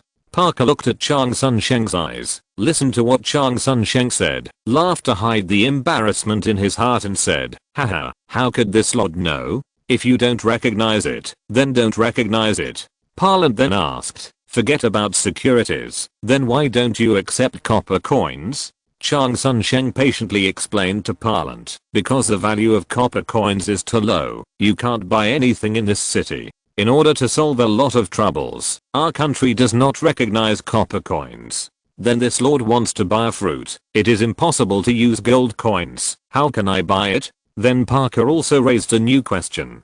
Chang Sheng heard Parker's question, waved to the bank's owner, and turned back. This is the purpose of the exchange business of this bank. At Chang Sheng's signal, the bank's owner brought out a wooden rectangular tray with piles of colorful banknotes. Chang Sheng took a few banknotes from the tray and explained to the two people, these are the banknotes of our country. 1. Outside the pass, gold coin can be exchanged for 2 taels of Zaya currency for our country's banknotes. While talking about the exchange rate, Chang Sheng took out a gold coin and 2 banknotes with a face value of 1 tael and gestured to the two people, indicating that this was the exchange rate. A gold coin officially issued by the Zaya Kingdom has a face value of 10 taels, and the entire gold coin weighs 1 gong tael, which is 100 grams, while a gold coin outside the pass is only about 25 grams, which is 1/4 of the Zaya Kingdom's gold coin.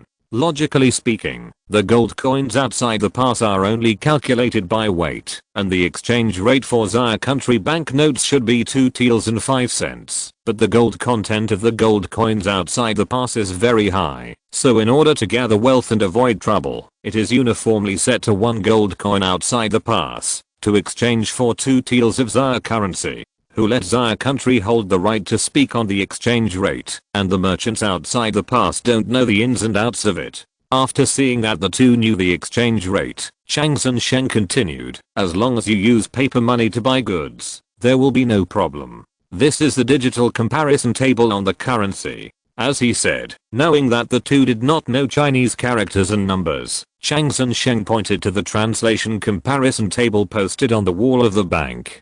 Parker and the others took the banknotes and compared them with the translation on the wall and soon figured out the relationship between the two. Isn't this the same as the securities of the Garfield Gold Chamber of Commerce? Parland suddenly realized. Your Excellency is very perceptive. The paper money of our country is very similar to the securities of Garfield, but the people of our country only use paper money in their daily life, and there are no copper coins or gold coins. Chang Sheng first praised Polland's comprehension, and then explained the difference between the two. Chang Sheng saw that the two had many questions to ask, so he waved his hand to signal them to speak first. Your Excellency the Viscount, Your Excellency the Lord, I will take you to see something good.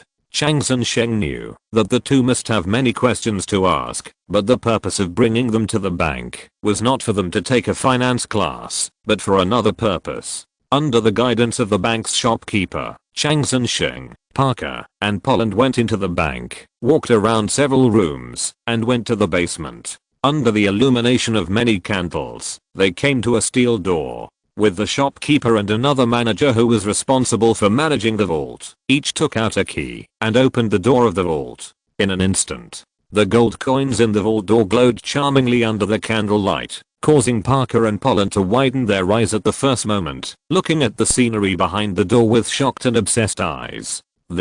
Parker came back to his senses after a long while. He swallowed hard, pointed at the gold coins in the vault with his trembling right hand, and couldn't say a complete sentence for a long time. Parker could swear by his territory, title, and ancestors that he had never seen so many gold coins. The gold coins were piled up like a hill, neatly stacked into gold coin towers, and placed in the vault in an orderly manner. There are 1 million gold coins in this vault. Doesn't it look shocking? Chang Sun-sheng didn't know what tone he used to ask the other party. Even if he had seen it several times, he knew that Xiaoguo used paper money. Even if he took it out, he could only use it abroad. But Chang Sun-sheng couldn't help getting excited. Chapter 219 Loan Assistance. Listening to Chang Sun-sheng's sigh, Parker looked at so many gold coins, but he was thinking about sending troops to attack the city to plunder. Fortunately, he still had some reason, knowing that even if he captured the city, he could not take away these riches, because it was too close to the fortress of Xia State. It is estimated that before he can attack the city, the army of Xia State will come to support from behind, and he does not want to risk his life to take a gamble. By the way, this city is not far from Shanhaiguan. If your excellency is interested, I can take you there for a tour tomorrow after today's matter is over. Chang Sun-sheng was reminding the two people in disguise that he was not unprepared to show you these. Gihua City stationed a battalion of 1,100 troops. Although it was not strong enough to face the 10,000 soldiers brought by Parker, it was still no problem to rely on the 8 or 9 meter high city wall to hold on until the arrival of reinforcement. Your excellency, the envoy is joking. There are still many things waiting for me to deal with in the territory, so I won't go sightseeing. Parker replied with a dry laugh when he saw Chang Sun-sheng's words. Chang Sun-sheng laughed at Parker's words, but he couldn't deny it. He pointed at the gold coins in the vault and revealed his true intention. Your excellency, Viscount, I said at the beginning that I can provide you with a limited loan of 10,000 gold coins. I wonder if you are interested now? A limited loan of 10,000 gold coins? The one that you can't take away after borrowing the gold coins and can only use them here? Unexpectedly, after so many days, Parker still remembered what Chang Sun-sheng said in Parker Castle at that time. Chang Sun-sheng continued to smile and replied, Your excellency, Viscount has a good memory. As you said, these gold coins can only be used in this city. If your excellency has this money, the 20,000 sets of weapons and equipment in the warehouse can be purchased immediately. Chang Sun-sheng used the weapons and equipment in the warehouse and various exquisite goods to tempt Parker, making Parker unable to help but wander around in the vault. Seeing that Parker was still hesitating, Chang Sun-sheng once again said a condition that made him more tempted. Your excellency, Viscount, this loan is an aid loan from our country to help you. As long as you pay it back within 3 years, there will be no interest. Even after 3 years, you only need to pay 1/10 of the interest every year. You must think carefully, because if you miss this opportunity, you will never have it again. Your excellency, envoy, this loan is very much needed by me, but what's the difference between not being able to take a little bit and not getting a loan of gold coins? I also want to use it to recruit soldiers. If I can't take it away, even if I have weapons, I still have no money to recruit soldiers. Parker told Chang Sun-sheng about his difficulties and even mentioned the fact that he didn't have much money without any care. After hearing Parker's story, Chang Sun-sheng knew that in order to lure the other party into the trap and lay the groundwork for the next plan, he finally gave in and said, Since your excellency the Viscount has said so much, I'm not an unreasonable person. Chang Sun-sheng thought about it and continued, How about this, your excellency the Viscount, as long as you are willing to use this loan to buy the weapons and equipment in the warehouse, I will let you take the remaining gold coins back. Is this feasible? Before, Yang Song told Chang Sun Sheng that if there were any details to decide, Chang Sun Sheng could make his own decisions, as long as it did not affect the entire plan. When Parker heard this, he immediately said happily, "Okay, I will lend this loan. The remaining 20,000 sets of weapons and equipment are 6,000 gold coins, right? I will buy them." Parker, who had money on hand, felt different, as if the 6,000 gold coins were just 6,000 copper coins. With a wave of his hand, he made a heroic decision. "Haha, Your Excellency, the Viscount is really straightforward." After laughing loudly, Chang Sun Sheng immediately turned into a mercenary and asked, "I wonder what other goods Your Excellency needs for the remaining 4,000 gold coins? Do you need exquisite floral fabrics, strong liquor, refined salt, etc.?" Parker was about to agree, and Pollant on the side interrupted and said, "My lord, if the territory is expanded by another 30,000, we need to buy some more food." Pollant was afraid that his lord would spend all the money immediately, because the soldiers he led also cost money. Parker heard Pollant's suggestion and reacted. He knew that expanding the army was not just about recruiting people and arming them, but also needed to feed them. So Parker nodded and said to Chang Sun Sheng, "Your Excellency, the envoy has heard it, and this lord wants to buy some more food." Okay, how much food do you need?" Chang Sun Sheng rubbed his hands and asked back. The Xia Kingdom now is not the Xia Kingdom 2 years ago, and it still needs to worry about food.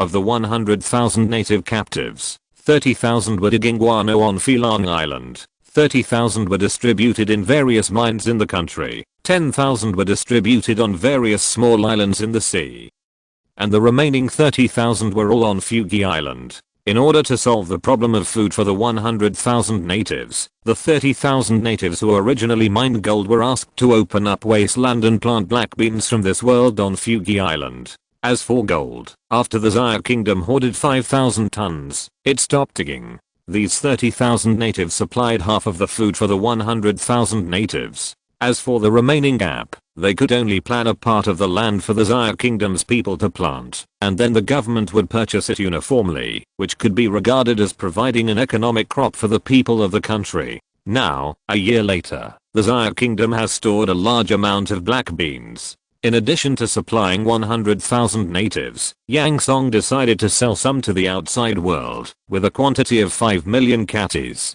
Parker and Pollant retreated to a corner and discussed in a low voice.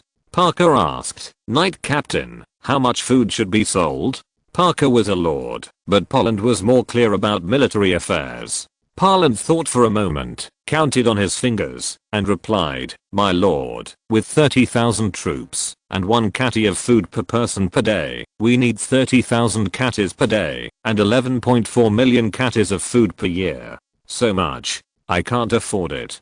Parker felt dizzy when he heard the number and said helplessly, "Forget it, I can't afford so many troops." Pollant saw that the 30,000 troops were about to leave him and hurriedly said, "My lord, you don't need to buy food for a year, just 3 months of food will do, and only 2.8 million catties of food will be needed in 3 months. That's fine, but what about after 3 months?"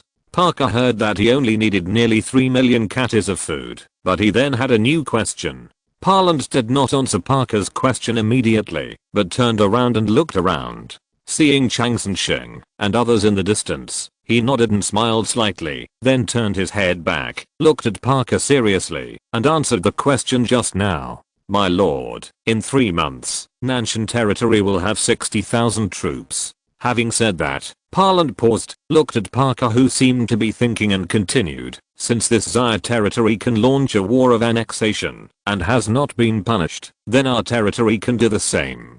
"Pollant, are you crazy? You actually made this suggestion. Just because Xia territory is not afraid doesn't mean that I'm not afraid." After hearing Pollant's suggestion, Parker exclaimed in surprise. Chang Sun Sheng watched Parker and Pollant talking in a low voice. He didn't expect Parker to exclaim in surprise, so he asked with concern, "My lord, is there anything wrong?" Nothing.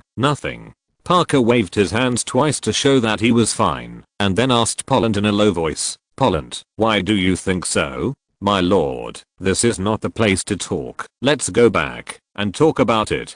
Parlant had a look on his face that said, "You believe me?"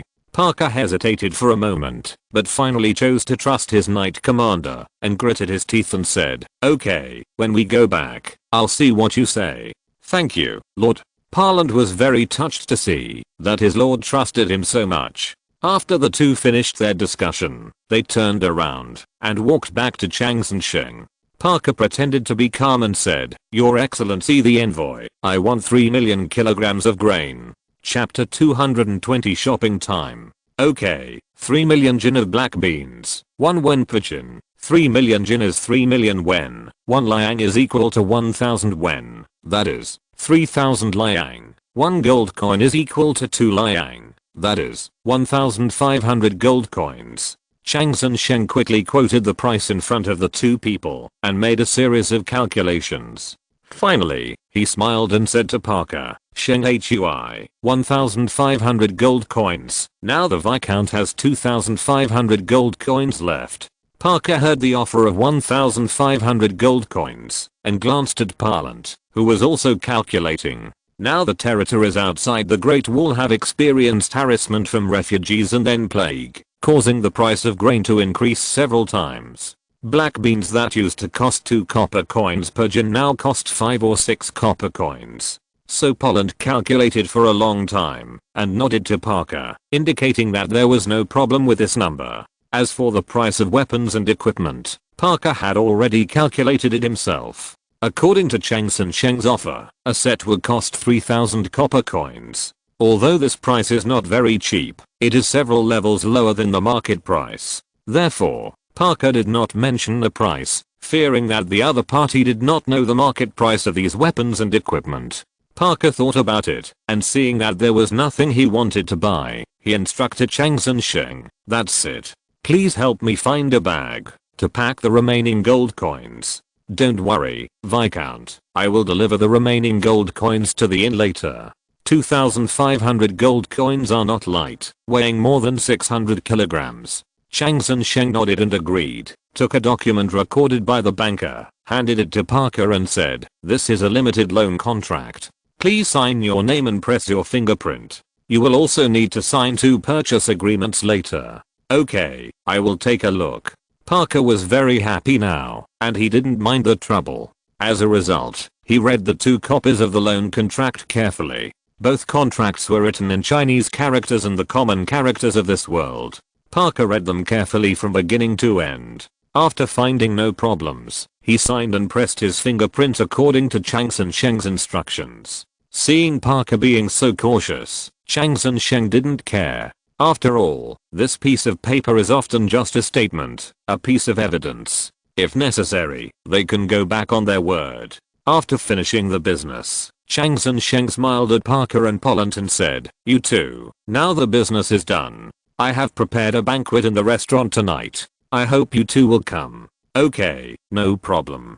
Parker was relieved to see that the business was done. When the group came out of the vault, it was completely dark. Chang Sheng said to Parker, "It's already night, Your Excellency the Viscount. The restaurant is over here. Please come this way." Then he led Parker and Parlant to the restaurant not far across the street. Walking into the private room on the 3rd floor, the waiter brought some hot towels and wiped their faces under Chang Sheng's demonstration. Seeing that Parker and the other man were not used to such service, Chang Sheng explained, "This is to relax the guests and clean their bodies at the same time." The banquet was Chinese style, and the two had never seen a variety of dishes with good color, fragrance, and taste, and they had never thought that the dishes could be so beautiful. Chang Sheng specially prepared a pair of knives and forks for each of them in case the two could not use chopsticks. When the wine came, Chang Sheng picked up the white and blue porcelain wine glass and gestured to Parker, "Your Excellency, Viscount,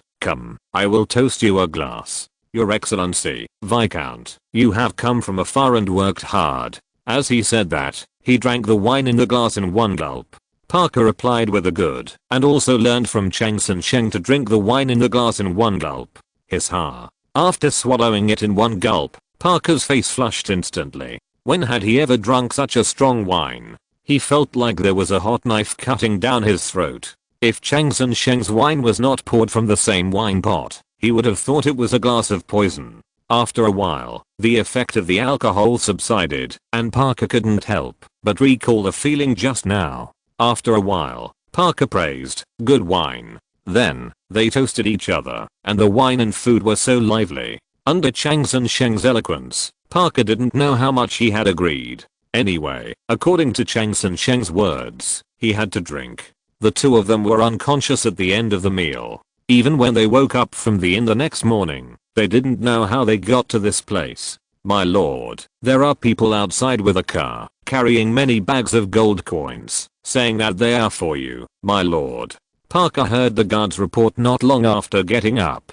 Parker knew that the remaining 2,500 gold coins had arrived. He hurried out of the room and came to the small courtyard. Looking at the gold coins being carried from outside the small courtyard, he couldn't help but walk forward and open a bag to look inside. After seeing that there were really shiny gold coins inside, he couldn't help but grab a handful from the bag, feeling the weight of the gold coins in his hand. He knew that this was not a dream. He really had such a large fortune. As for whether it was a loan, Parker had selectively forgotten it at this moment. His mind was full of golden coins. At this time, Parlant also came in from outside.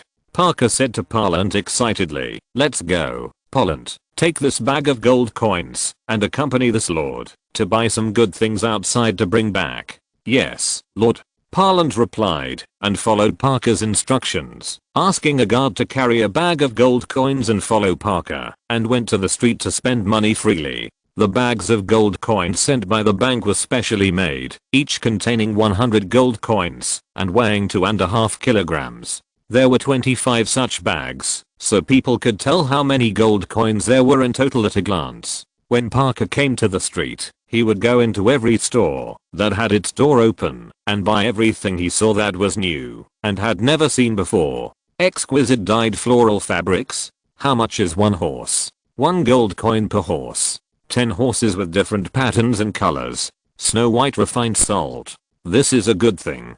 5 cents per catty.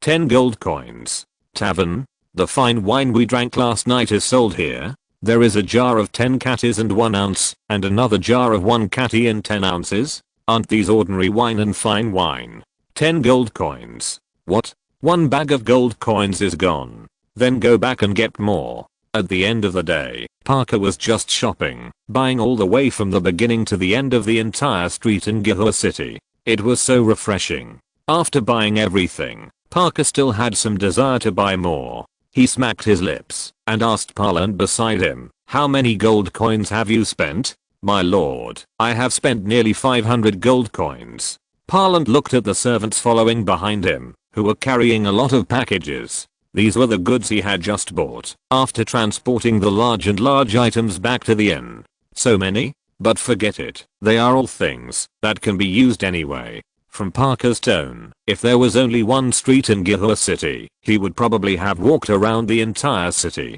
Chapter 221, Prologue to the Chaotic Battle. Parker stayed in Gihua City for another day because he found that he liked the food in this city. If he didn't know that there were 10,000 troops waiting outside the city and the daily consumption of food and grass was huge, he would have wanted to stay for a while longer. On the third day of arriving in Gihua City, Parker returned to Nanshan territory with his army. As for the 30,000 sets of weapons and equipment and the many goods he bought, he could only take back a part of them, and the rest would be delivered to the door by Zhao. Chang's and Sheng stood at the gate of the city, looking at the army gradually going away. He returned to the city and said to Chen Ping beside him, "What do you think of these days, Director Chen?" These days, Chen Ping has been following Chang's and Sheng, observing the Lord of Nanshan Territory and the Knight Commander who is in charge of the military power of Nanshan Territory from a close distance. Director Changsun, the Lord of Nanshan Territory is very cautious.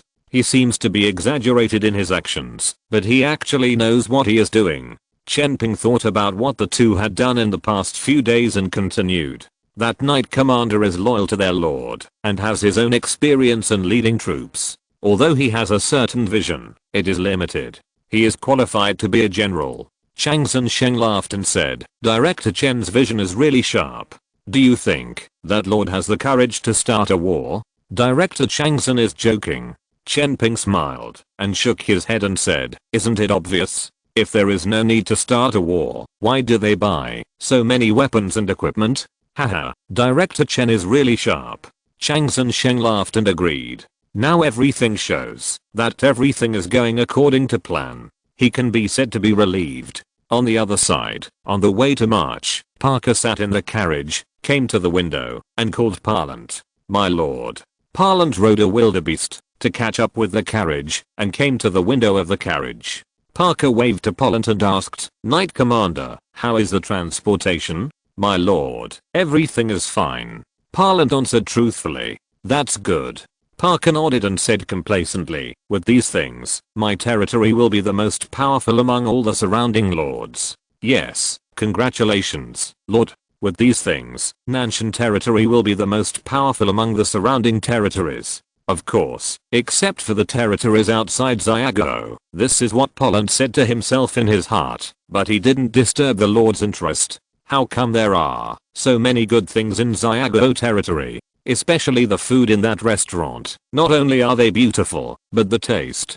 TSK. As if recalling the taste of those meals, Parker fell into aftertaste. When Parlant heard the lord's words, he also smacked his lips twice. He was not a greedy person, but who made those meals really delicious? Thinking about it, he felt a little hungry again. Knight Commander, is it really feasible to launch an annexation war as you said in the vault? After a while, Parker came back to his senses from the aftertaste and talked about business. Parlant replied confidently, don't worry, Lord. In just 2 months, our territory will have 60,000 elite troops, who in the surrounding territories can stop such an army.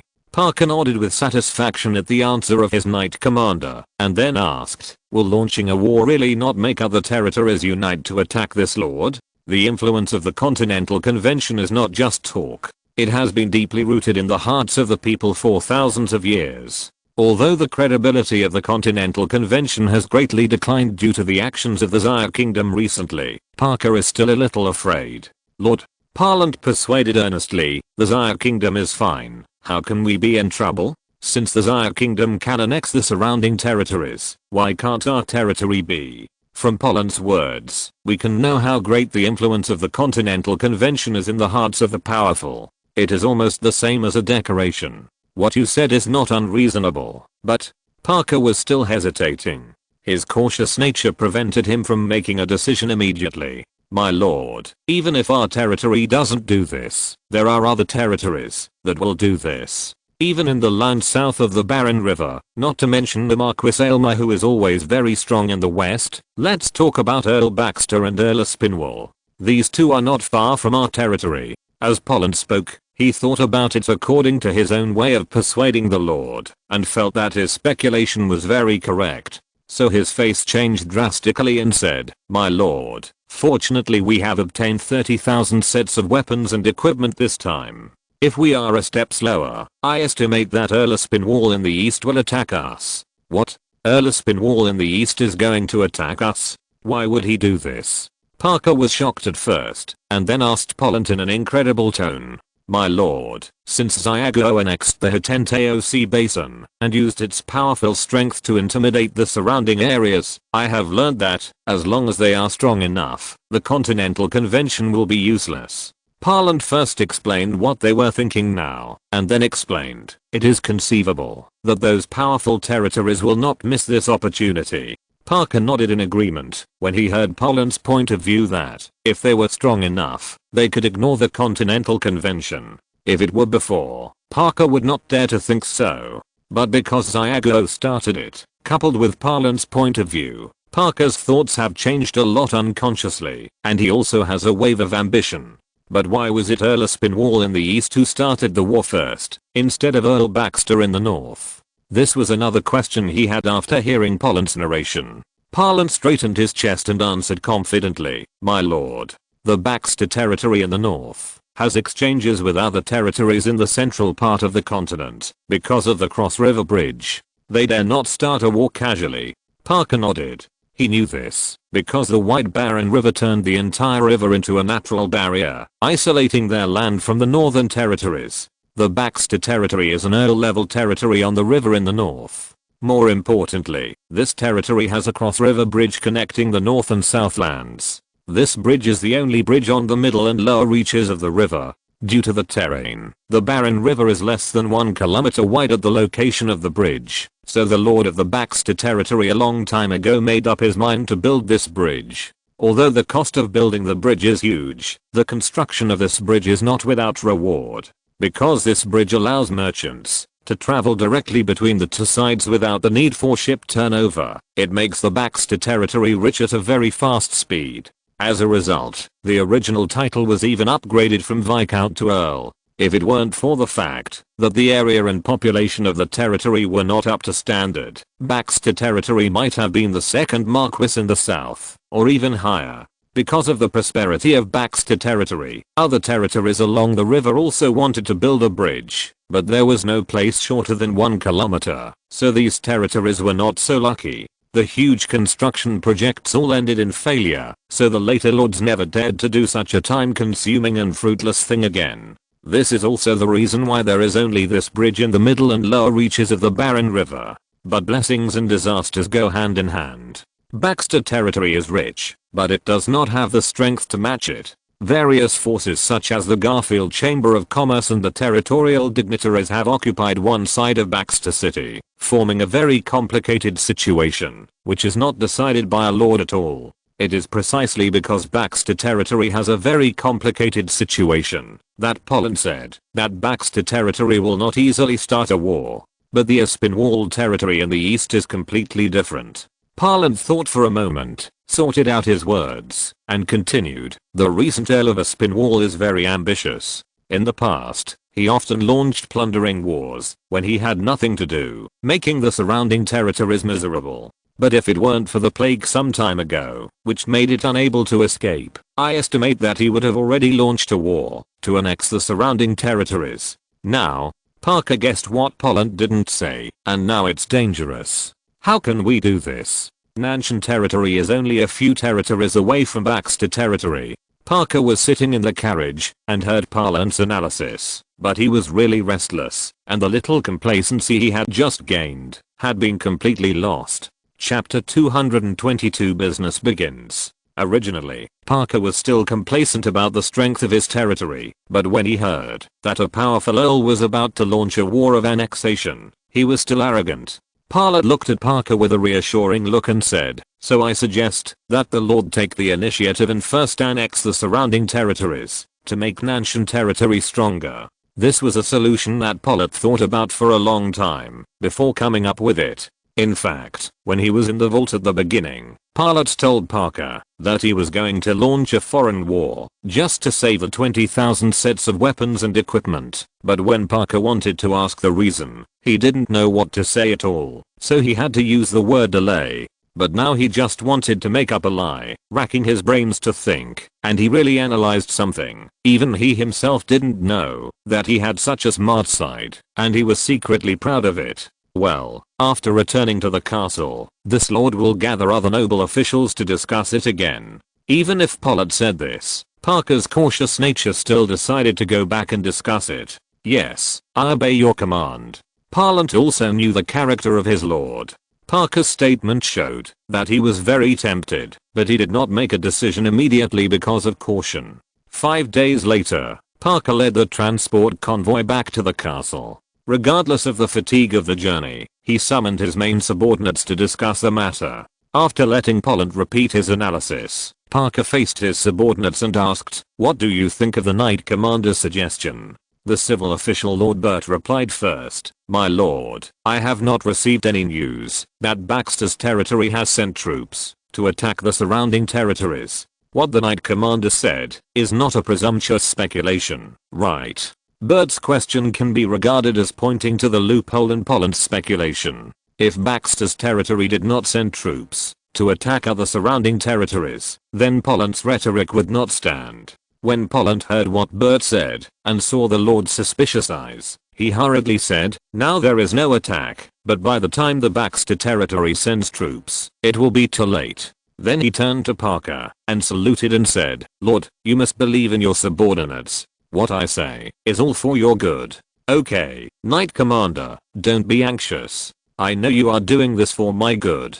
Parker saw Parlant's anxious look and comforted him, then asked others, "Does anyone else want to say anything?" "My lord, I oppose launching a war of annexation." This was the statement of Carrie, the priest who was in charge of the religious sacrifices in the Nanshan territory. Parker saw that his priest who was in charge of worshipping the Mayan gods had spoken, and asked solemnly, "Priest, what's your reason?" "My lord, I think that it is precisely because of the rebellious behavior of the Zaya kingdom in the south that our territory should now abide by the law to avoid unnecessary trouble." After Kaylee finished speaking his reasons, he kept silent. "I agree with the Knight Commander's suggestion. Now the surrounding territories have become weak because of the plague. We should take advantage of the fact that the surrounding territories have not recovered and start a war first. If we wait until later, there will be no chance like now." This was said by the new treasurer Lord Barb, a young man. The original treasurer Lord Dundee died because of the assassination of the Zaya kingdom.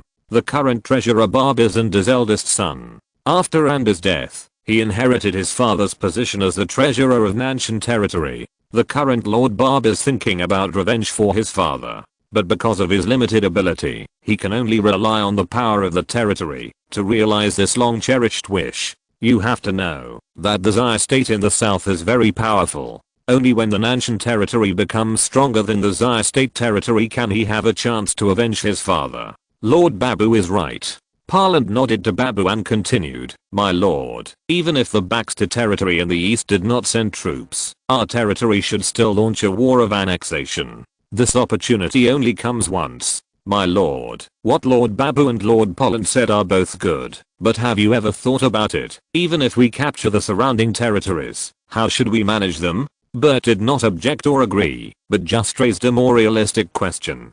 This Parker did not answer because he had not thought of this point, so he did not know how to answer. As for the other powerful officials present, they all looked at each other, not knowing how to solve this problem. After a while, Parlant looked around and saw that no one came to answer the question. Although he did not understand the management of the territory, he still raised his own question. How did the Zaya state solve this problem? Hearing Parlant's question, Parker's eyes suddenly lit up. Yes, if they didn't know, it would be fine if someone knew. He immediately made a decision and ordered, "Knight Captain, step up the recruitment, train the soldiers, and get ready." "Yes, I obey." Parlant heard that his lord had made a decision, and was very happy to accept the order. Parker then ordered, "Treasurer Babu, the lord orders you to form a caravan, and go to the trade city of Zaya State. While opening trade, you must find out how Zaya State manages the territory within 3 months." "Yes, I obey the order, the lord is wise." Babu also happily accepted the order, and he also had a chance to go to the territory that made him hate. Not long after, the news that Zaya State had established a trade city outside the fortress spread quickly. Most of the territories were indifferent to this and did what they had to do. However, some territories saw an opportunity and wanted to take this opportunity to find out the secret of Zaya's strength. For example, the Baxter territory that Parker and Parlant were worried about was a territory that was very concerned about Gihua City. Earl Aubrey Baxter was the lord of an Earl-level territory south of the Barren River and near the ocean. He was ambitious. In fact, most of Parlant's speculations were correct. Before and after the plague, Aubrey Baxter saw that the annexation war launched by Zaya was not punished. He knew that his opportunity had come. When he learned the news, he locked himself in the castle and laughed and drank all day. However, he also encountered the same problem as Nanshan territory. That is, although he could attack the surrounding territories, he did not know how to manage them. In the past, he frequently launched harassment and plunder wars, which was just a test. In the end, he found that, even if he could occupy it, he would give up, because he could not manage it. He couldn't let his nobles serve as the lords of the occupied territories. What's the difference between that and now? So after knowing that the Continental Convention had expired, Aubrey did not immediately launch a war of annexation as Parlant speculated. But now, after Aubrey learned that Xiago had opened a trade city, he immediately asked the treasurer to form a caravan.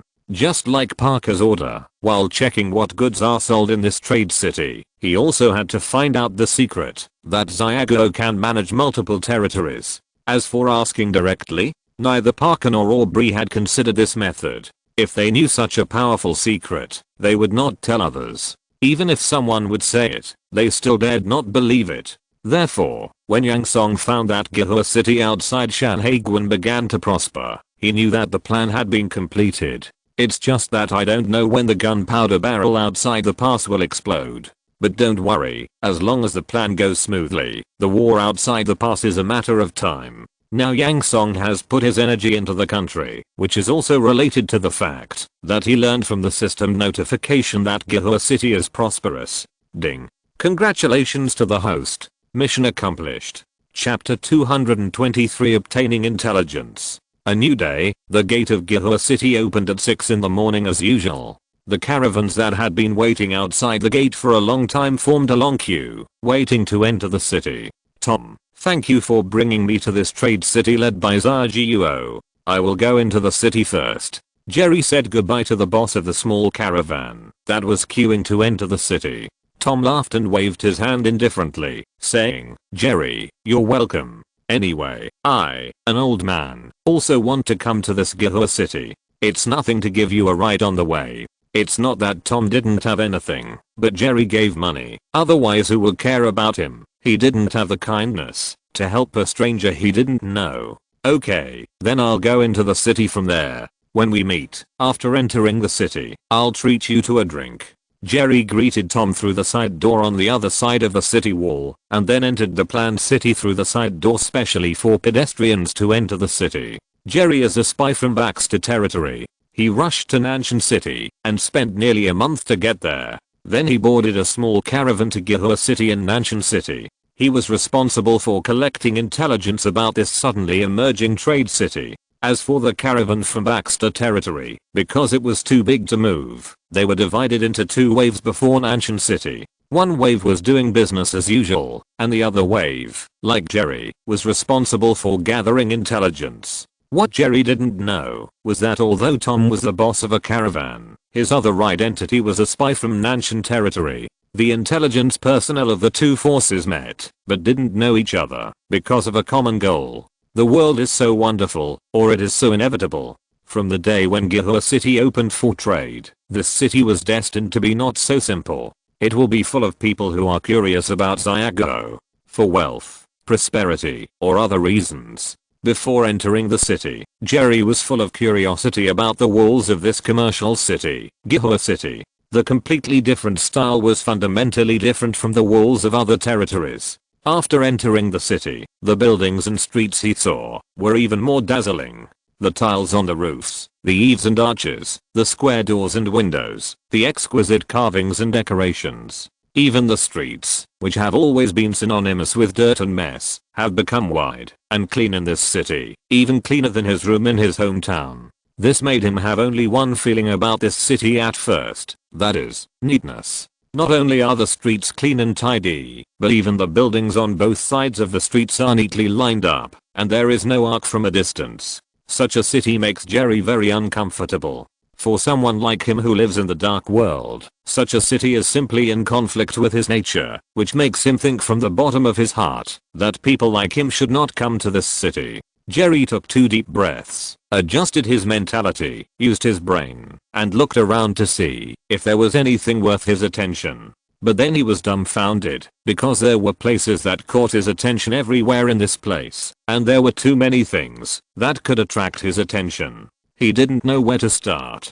Hey, let's find a place to live first, then a place to eat, and finally there should be some gains in places like taverns and markets. Jerry stood on the side of the street and quickly made a simple plan. But when he asked passers-by to find a place called in for accommodation, he was dumbfounded again, because there were no empty rooms, so he could only continue to look for it. When night fell, he found some habitable tents in the open space in the distance. These tents were built by a caravan that rented an undeveloped piece of open space. It was because there were too many people like Jerry that the people in this caravan saw business opportunities. Jerry spent a lot of money to live in a tent. When he paid, he found the first information that caught his attention.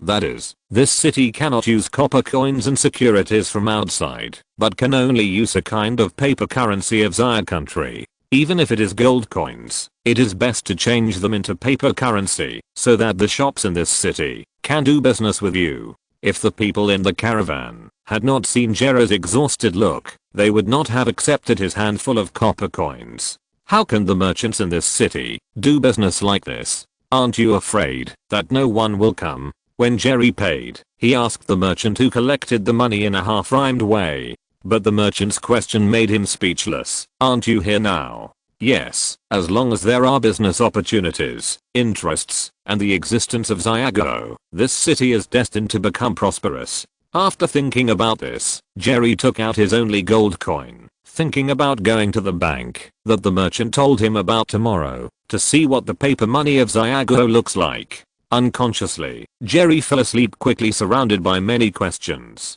He was really tired. Early the next morning, Jerry vacated the tent and went to the bank at the city gate with soreness all over his body, ready to exchange gold coins for some paper money. On the way there, Jerry asked several shops, and the information he got was the same as what the merchant told him. These shops only accepted Xiago's paper money, and even gold coins were not accepted. There was no other way. Jerry had to go to the bank to exchange banknotes, because when he asked about the store, he saw several products that attracted his attention, so he could only exchange banknotes. When he arrived at the bank, he saw many people waiting in the hall, but did not go to line up. After asking, he found out that there was no need to line up in this place, but to line up, and a number was used to represent the order of priority. This was another novel place. After waiting for a long time, he finally got his number and came to the counter that called the number in his hand. "Hello, what business do you need to handle?" the lady behind the window asked him with a smile. Jerry looked at the obvious Xia people behind the counter, took out the gold coin in his arms, and handed it in through the small hole on the counter. "Hello, I want to exchange banknotes." "Okay, please wait." The lady was already very skilled in this business and quickly checked the gold coins and asked again, "Do you need change?" Because one gold coin can be exchanged for 2 taels of Xia country banknotes, and the value of 1 tael is very high. That is 1000 wen, which can buy 1000 Snow White big steamed buns. Jerry didn't wait in vain. During the waiting period, he learned various information about the banknotes from the instructions posted on the side. For example, the portrait on each banknote is the monarch of the Xia kingdom, and the granary, silk, and machinery on the back of the banknote are also owned by someone in the Xia kingdom. Therefore, Jerry answered decisively, "I need 1 banknote of 1 tael and 10 banknotes of 1 kyan." "Okay." The lady at the counter agreed and quickly handed him a stack of banknotes through the small hole in the window. Jerry tapped the banknote in his hand according to the icon, and when he saw that there was nothing wrong, he turned around and left the bank. As for counterfeit banknotes, Yang Song didn't know that there was such a thing as paper in this world. Some only had a very expensive animal skin paper, not to mention the professional printed patterns, which made people know at a glance that this thing was not so easy to counterfeit. After obtaining the funds, Jerry began to collect intelligence in Gihua City. He quickly completed the task assigned to him by his boss, which was much simpler than he imagined. Regarding the domestic management issues of Xia state, if he asked directly, no one would tell him. But there is a saying that money can make the devil work. Although he didn't know this saying, it didn't stop him from using this method. Jerry spent a lot of Xia coins and invited a familiar down and out Xia countryman to drink a few times. At first, the other party refused to say anything. In the end, Jerry directly gave the other party 3 coins of Xia coins. The other party really couldn't stand the temptation and told Jerry the information about the county system. After he obtained the information about the county system, he was overjoyed. Jerry was afraid that the other party would wake up and cause trouble for him. He left Gihua City before closing the city gate that night and found the caravan in his own territory the next day and set off on the return journey. This and these down and out Xia people are all professional intelligence personnel, waiting here for people in need. Although the staff of other shops are not professional intelligence personnel, they have also received training and know what to say and what not to say. This is a major plan for Xia State, and it cannot be sloppy at all. Let the intelligence be revealed in an appropriate way without letting the other party know that this was intentional by Xia Guo.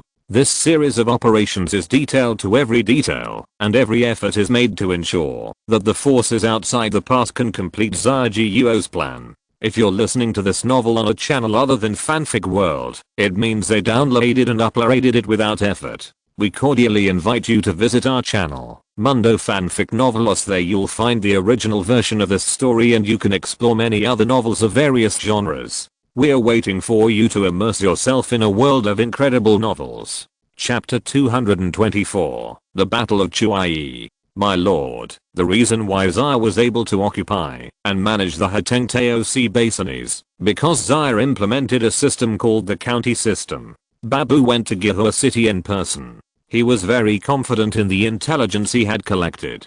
County system? Parker asked in confusion after hearing Bert's report. What kind of system is this? Babu had done his work before meeting Parker. At this moment, he replied confidently, my lord, to talk about this county system, we have to start with the name Xia. Xia? Isn't it the territory of Xia? Parker asked in confusion. In his opinion, the envoy Chang Sheng had always regarded himself as the representative of Xia, which was just an abbreviation for the outside world, just like Nanshan territory called itself Nanshan to the outside world. Babu shook his head and said, no, Lord, Xiago is Xiago. Xiago is not a territory, but a higher level name than territory. These Xia people call it country. What is country? What is Xia?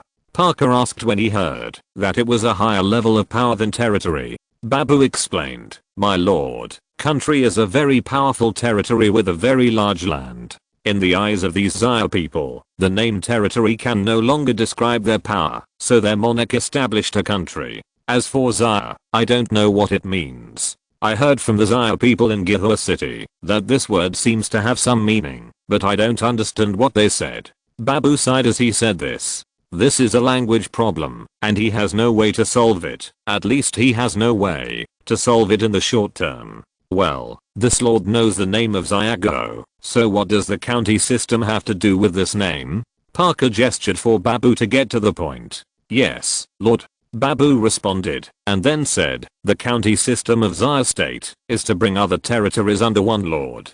The lord of Xia State is called monarch, which means the same thing. It is a higher level title than lord. What? A higher level title than lord?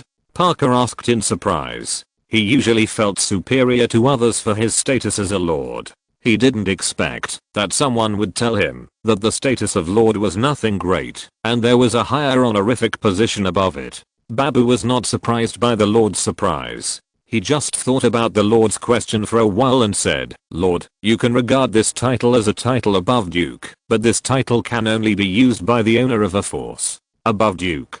There is a title above duke. I can't believe it. Duke is already the highest title in the world. If Xia State is really a force more powerful than duke, then many of the current situations can be explained. In this world, the duke's territory must have a population of more than 3 million. With such a large population, the land area is indispensable, and the number of soldiers is not too small. According to the rules of this world, the population of Xia country is not enough to catch up with that of a duke-level territory, even a marquis-level territory, more than 1 million. Yes, I was also surprised when I first heard the news. Babu said, thinking of what he saw and heard when he came to Gihua City some time ago, as if they were people from two different worlds. Forget about that for now, you should tell me, Viscount Ben, about the county system.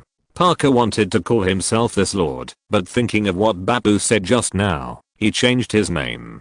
The title of lord can be used regardless of the title, regardless of the size and strength of the territory, and it is the identity of these lords. It is worth mentioning that when it comes to the level of duke and marquis, there are more lords who claim to be nobles. Babu replied, the county system of Xia is combined with their county. The county system is to divide the land of the territory into counties and send officials to serve as chiefs so that the monarch can directly manage the local areas. Looking at Parker's puzzled eyes, Babu thought for a while and gave an example. My lord, just like our ancient territory has many villages, and the villages have village heads. The villages have to listen to the management of us civil officials. Zaya has set up a county above the village to manage several or more than a dozen villages in an area, and the county is set up above the county to manage several to more than a dozen counties. Above it are us civil officials, and we all obey the orders of the Lord.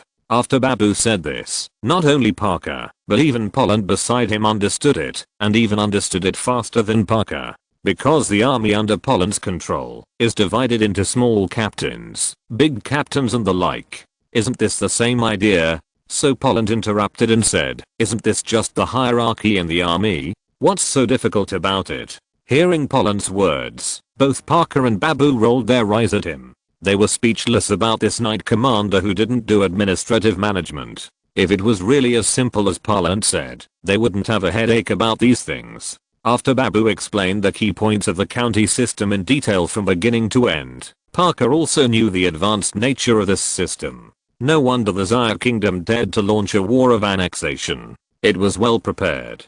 Parker sighed after listening to Babu's explanation. But then, Parker asked Polland seriously, Knight Commander, now that 2 months have passed, how is the army training going? Parker asked this because he had decided to be a monarch. He also wanted to learn from the Zaya kingdom and make the surrounding territories his own land.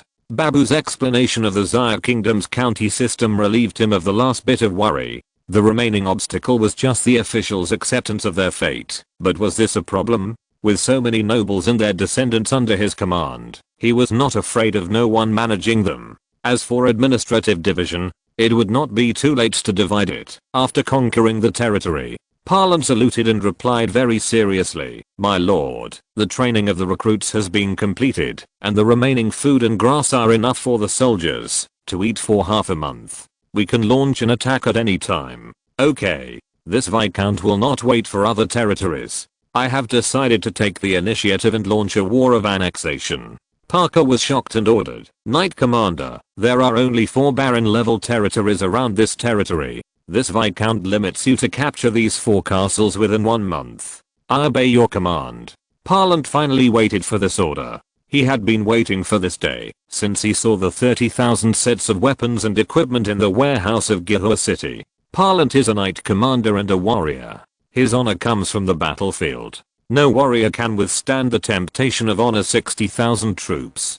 Polland led these 60,000 soldiers and attacked from east to west, along the border of Nanshan territory, from south to north, and then from north to south, and easily captured 4 baronial territories. After capturing these 4 territories, the army of Nanshan territory not only did not decrease, but increased by 10,000. These were all troops that surrendered from the surrounding territories. As for the dignitaries of these territories, they all became prisoners and were imprisoned in Nanshan City. The annexation war of Nanshan territory surprised all the surrounding territories, but then they reacted. Those who should be nervous were nervous, those who should unite were united, and those who should prepare were also preparing. As long as Nanshan territory withstands the first wave of counterattacks, the world outside Shanhaiguan will inevitably enter an era of war. And how could Zaya Kingdom watch Nanshan territory fail? The next support is on the way. Chapter 225 Mission completed. Ding. Congratulations to the host. The first stage of the main task 2 has been completed. When the first caravan from the outside world entered Gihua City, Yang Song received a system prompt that the task was completed. When he opened the task system, he saw that there was an additional completed after the first stage of the main task 2. Phase 1. Completed. Establish communication with local indigenous civilizations. Task reward. Mature steam engine technology. Ding. Task rewards have been issued, and the library has added 2 new floors. This time, Yang Song did not choose to receive the task rewards, but was issued directly by the system. It seems that the mature steam engine technology was issued in the form of data. The library had only 9 floors at the beginning, and then it was awarded with a layer of knowledge before the Industrial Revolution, and now it is mature steam engine technology. This means that, as long as Iago has mastered these technologies, it can carry out the first Industrial Revolution. In fact, Xiaguo's technical level has always been hovering before the first industrial revolution, especially after the system rewarded 5,000 talents. It has mastered the technologies that were not mastered before, and has already stepped half a foot into the industrial age. All that's missing is a thriving and endless power source. As long as there is this power source, the steam engine, Xiaguo is a semi-industrial country. As for why it is semi-industrial, of course, it is because Xiaguo's population is not enough. You must know that factories in the industrial age consume a large number of people and labor. If all kinds of factories are really rolled out, with the current population of nearly 1 million in Xiaguo, the factories can only be left empty. The most important thing for people is to eat. If all people go to work in factories, who will go to farm? Where does the food come from? In addition to rice, other coarse grains such as black beans in the outside world cannot be eaten by the people of Xiaguo. It's almost the same as feeding livestock. So even if you can get a steam engine, Xiaguo's method of using it must be well planned, and this process is also step by step. It's not that you have the physical object when you have the technology, but you still need people to make it. Fortunately, Xiaguo has all kinds of talents. Although there are not many, or even very few, there is no fear of it and once it starts. It was not until this time that Yang Song understood why the most of the 5,000 talents rewarded to him by the system were teachers. As the saying goes, it is better to teach a man how to fish than to give him a fish. The system is teaching him how to fish. This is also telling him that he should not only see the present, but also the future. Yang Song looked at the system interface and was immediately filled with emotion. He did not know why he was not as excited as he had imagined after receiving the reward. Instead, Yang Song felt an unusual calmness in his heart. As if it was natural, Yang Song asked himself what was wrong with him, and the answer he got was that everything was normal. This may be because he knew that this was the reason for his greatest efforts. After gradually easing through this stage, Yang Song became happy again. While he was happy, he also had a slow sense of accomplishment, which came from the fulfillment deep in his heart. Yang Song was not happy for long. He turned out the plan that had been planned long ago and looked at the places where steam engines were needed. The first is the mining and smelting industry. Steel is the foundation of the industrial foundation. Without enough steel, the industrial revolution is just empty talk. Coal is fuel, and also the power fuel of steam engines, so the mining industry is also on the first page of the plan. Then there is light industry. The textile factory is the representative industry of light industry. The order of these four words shows the importance of clothing. Moreover, the large amount of textiles produced by light industry is the best weapon for export to impact the market outside the customs. Yang Song also learned to use something that he didn't want to do as a weapon. Finally, there is the representative work of the steam age, the steam-powered train. There is no need to say much about the role of the steam-powered train. It brings the two places thousands of miles apart closer. While it is beneficial to the rule, it also facilitates the travel of the people and speeds up the efficiency of resource redistribution. It can be said that the steam-powered train is the symbol of the steam age. The industrial age without steam-powered trains is bound to take a detour. It's just that this means of transportation requires a lot of steel to support it. If there is not enough productivity, even if there is this technology, we can only watch and worry. On the other hand, the birth of the steam engine is a representative of the rapid growth of productivity. In addition to the role it has shown, from a social perspective, it is the growth of the overall productivity of society. As for convenient travel and rapid mobilization of troops, they are all just one of its appearances. After Yang Song finished reading a thick plan book and closed it, he repeatedly told himself several times, "Don't be anxious, take your time, you can't become a fat man in one breath." The lessons of the previous world told him that food should be eaten bite by bite, and the road should be walked step by step.